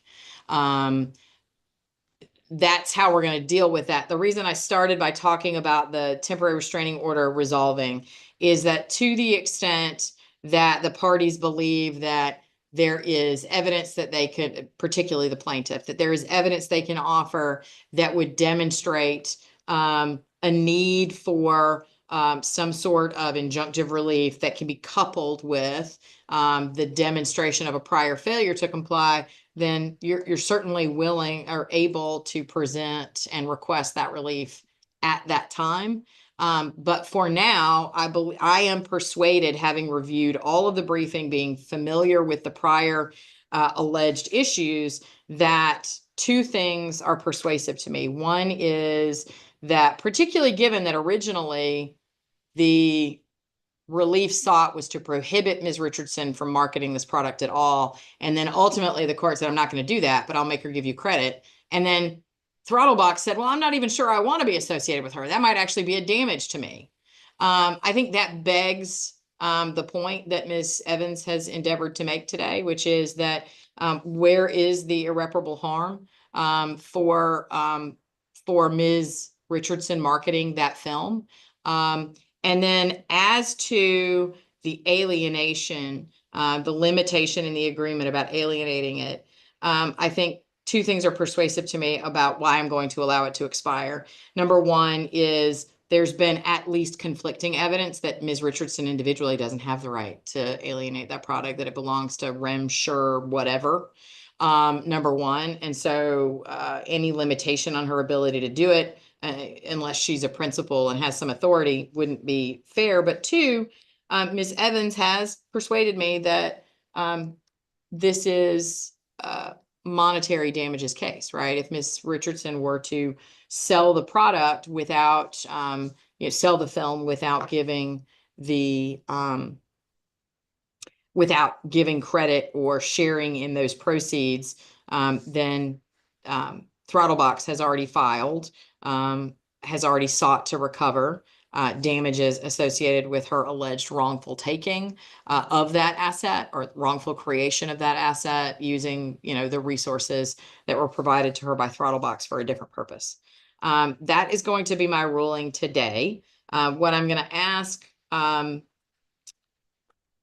Ms. Evans is if you will please provide me with a proposed order that denies the motion for default, which I'd already ruled on earlier today, and that denies as moot the motion to dissolve the TRO, because my ruling is that the TRO expired by its terms today and I've declined to extend it. And then I will enter an order, which is really going to be a notice setting you for trial on the contempt matter. In the interim,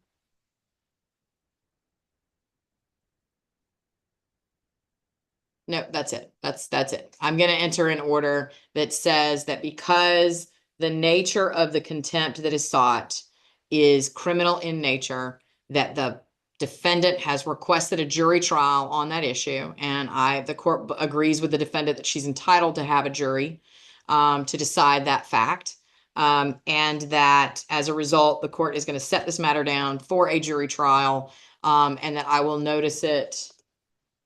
All of this is going to depend on whether the two cases that I have that are set to go on Monday actually go, or resolve short of whatever. If they resolve, then you would be looking at the 25th of September. And this is absent, of course, legitimate conflicts. This is very short notice, I acknowledge. Conflicts, leaves of absence, things like that. let me know if there are these issues, and I'm happy to try and work through them with you. But that generally, in looking at my calendar, what I'm telling you is that I'm going to enter a notice that includes the discussion of the jury, that I'm essentially granting the demand for a jury trial and placing this matter down for a jury trial. The earliest possible date would be the 25th. And if I do notice it for the 25th, you would be on 2-hour call for a possible jury selection day on the 29th and or on the 2nd of October. I understand that is probably going to be a lot of disagreement in a number of ways on my ruling. But other than disagreement with my ruling, does anyone have any matters that they want to address or that we need to address before we adjourn today? Ms. Brown. 2 things related to your order, Your Honor. Yes, ma'am. Thank you for the consideration of everything. To the extent that you did not hear evidence today and only heard argument from counsel relative to the order, if we were to adjust our ask for civil penalties and not criminal contempt, would your order change? And I just have to ask the question in light of your ruling today. No. And the reason is, as I said, one of the things I wanted to do on that break is confirm what my understanding is about the difference between criminal and civil contempt. And my understanding of the difference between civil and criminal contempt, hang on just one second, I will cite you chapter and verse just to make sure, even if I'm wrong and you want to distinguish it, which is totally fair, that you'll know what I'm looking at so you can draw my attention. But I'll point you to Enri Ogwehi. I'm sure I just mispronounced that. 373 Georgia App 328. That says that the criminal and civil contempt differ in that criminal contempt imposes unconditional punishment in the form of either fees or incarceration for prior acts of contumacy, whereas civil contempt imposes conditional punishment as a means of coercing future compliance. And that is, as we've discussed several times today, my understanding of what's being sought by the plaintiff is punishment of Ms. Richardson, whether it's incarceration or by civil penalty or fee, for her past willful refusal to comply with the court order.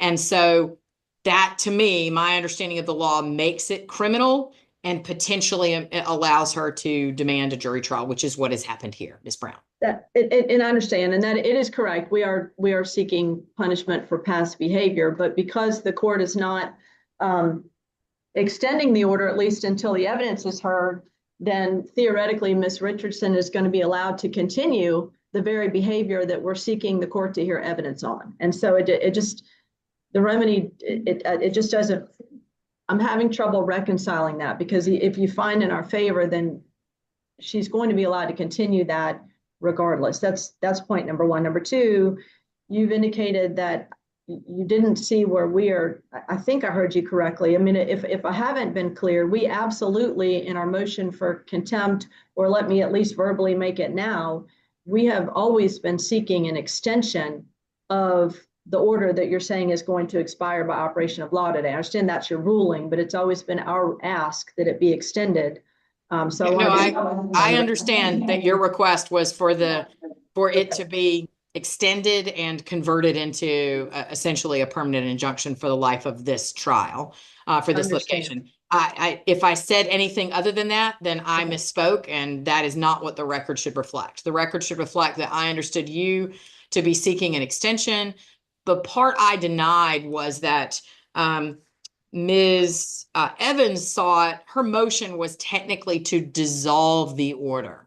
And I'm denying that as moot because the order by its own terms expires today, because I'm not inclined to extend it. I do understand that that was your request, Ms. Brown. Understood. And then we would ask for a certificate of immediate review with regard to the default and your ruling today with regard to the injunction.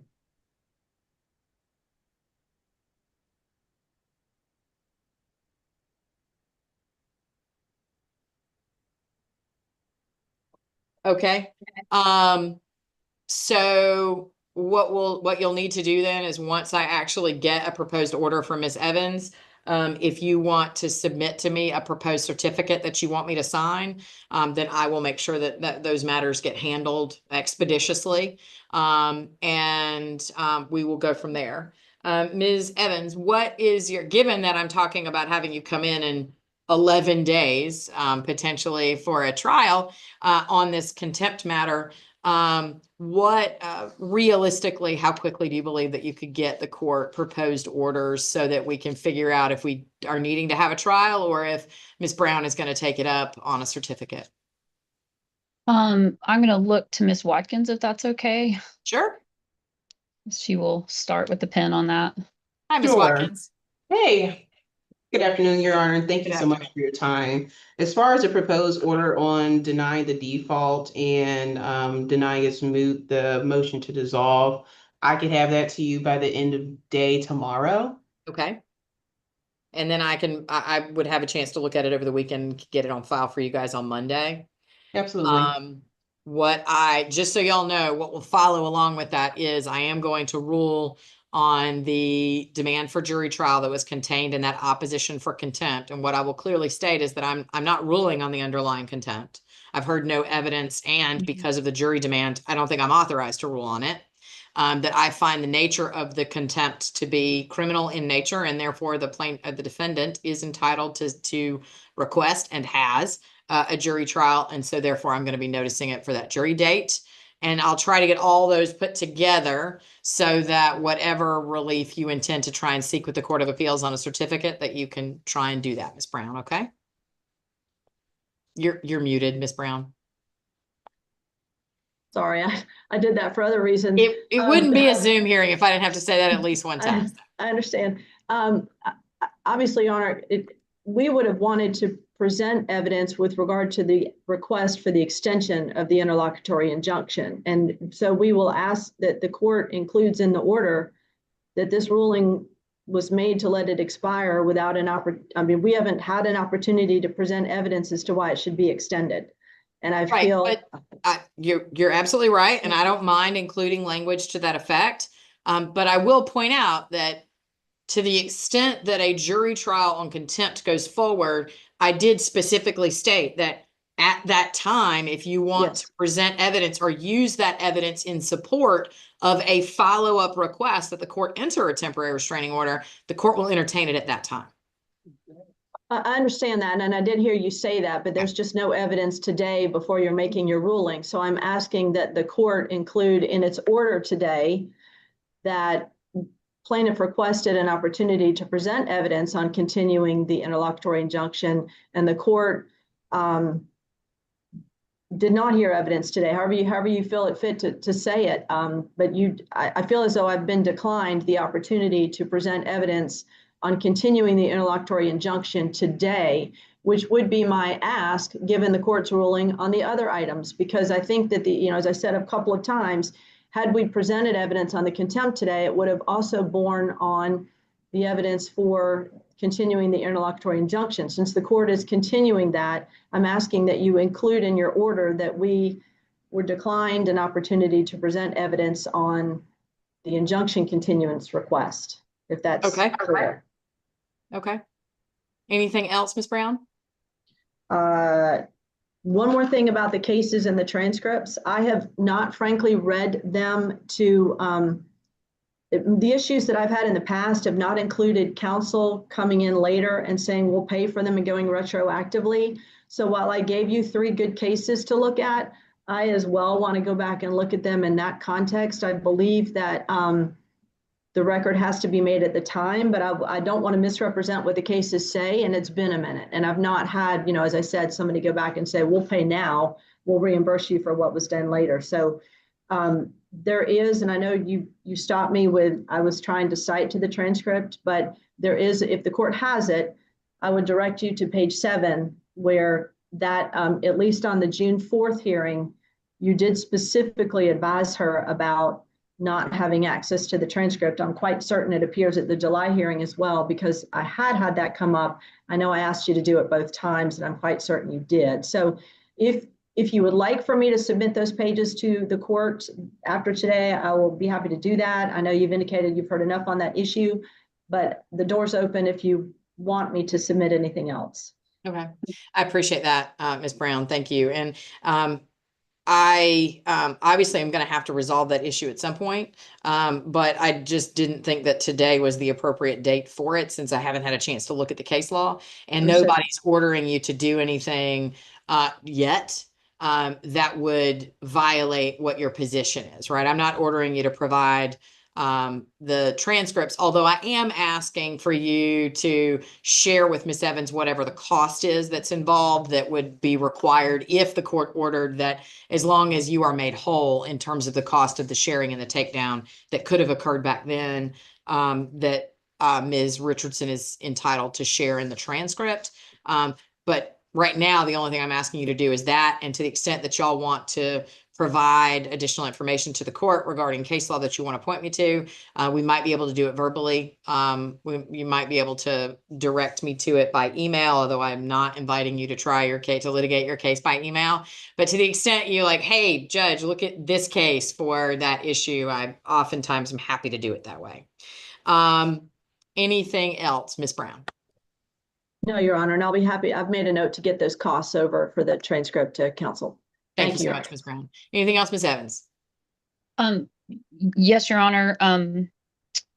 Just in response to Ms. Brown, I believe you have heard evidence on their request to continue the injunction. I mean, by definition, fighting us on a dissolution is the same as asking that it be continued.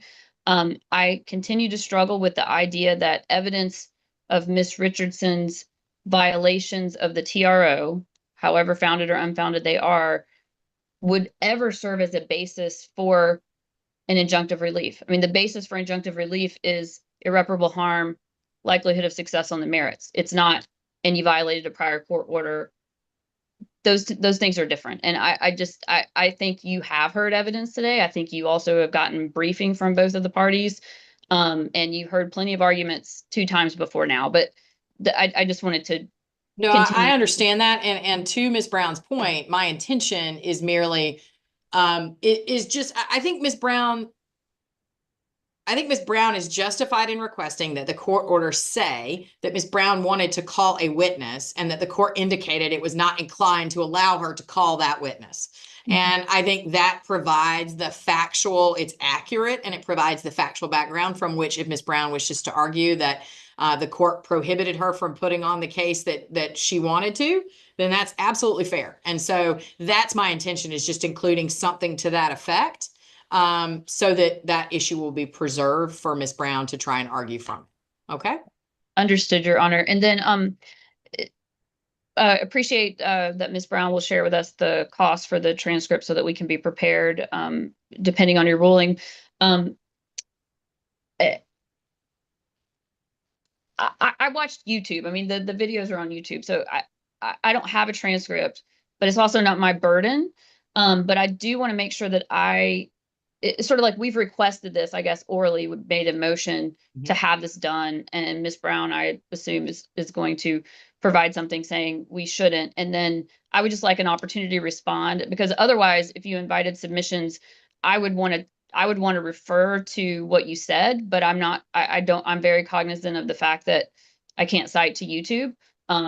But the words that are being thrown around that you said are, to my memory, are not. But I can't, I'm sort of hamstrung in arguing that. And it's not my burden. So I just wanted to make sure that I could have a chance to respond if Ms. Brown is going to put a formal opposition to our request for you to issue an order that says, now that we have come to the point where, unless and until you share in, you can't have access, we're willing to do that, and we're requesting that order. And if she's going to oppose it,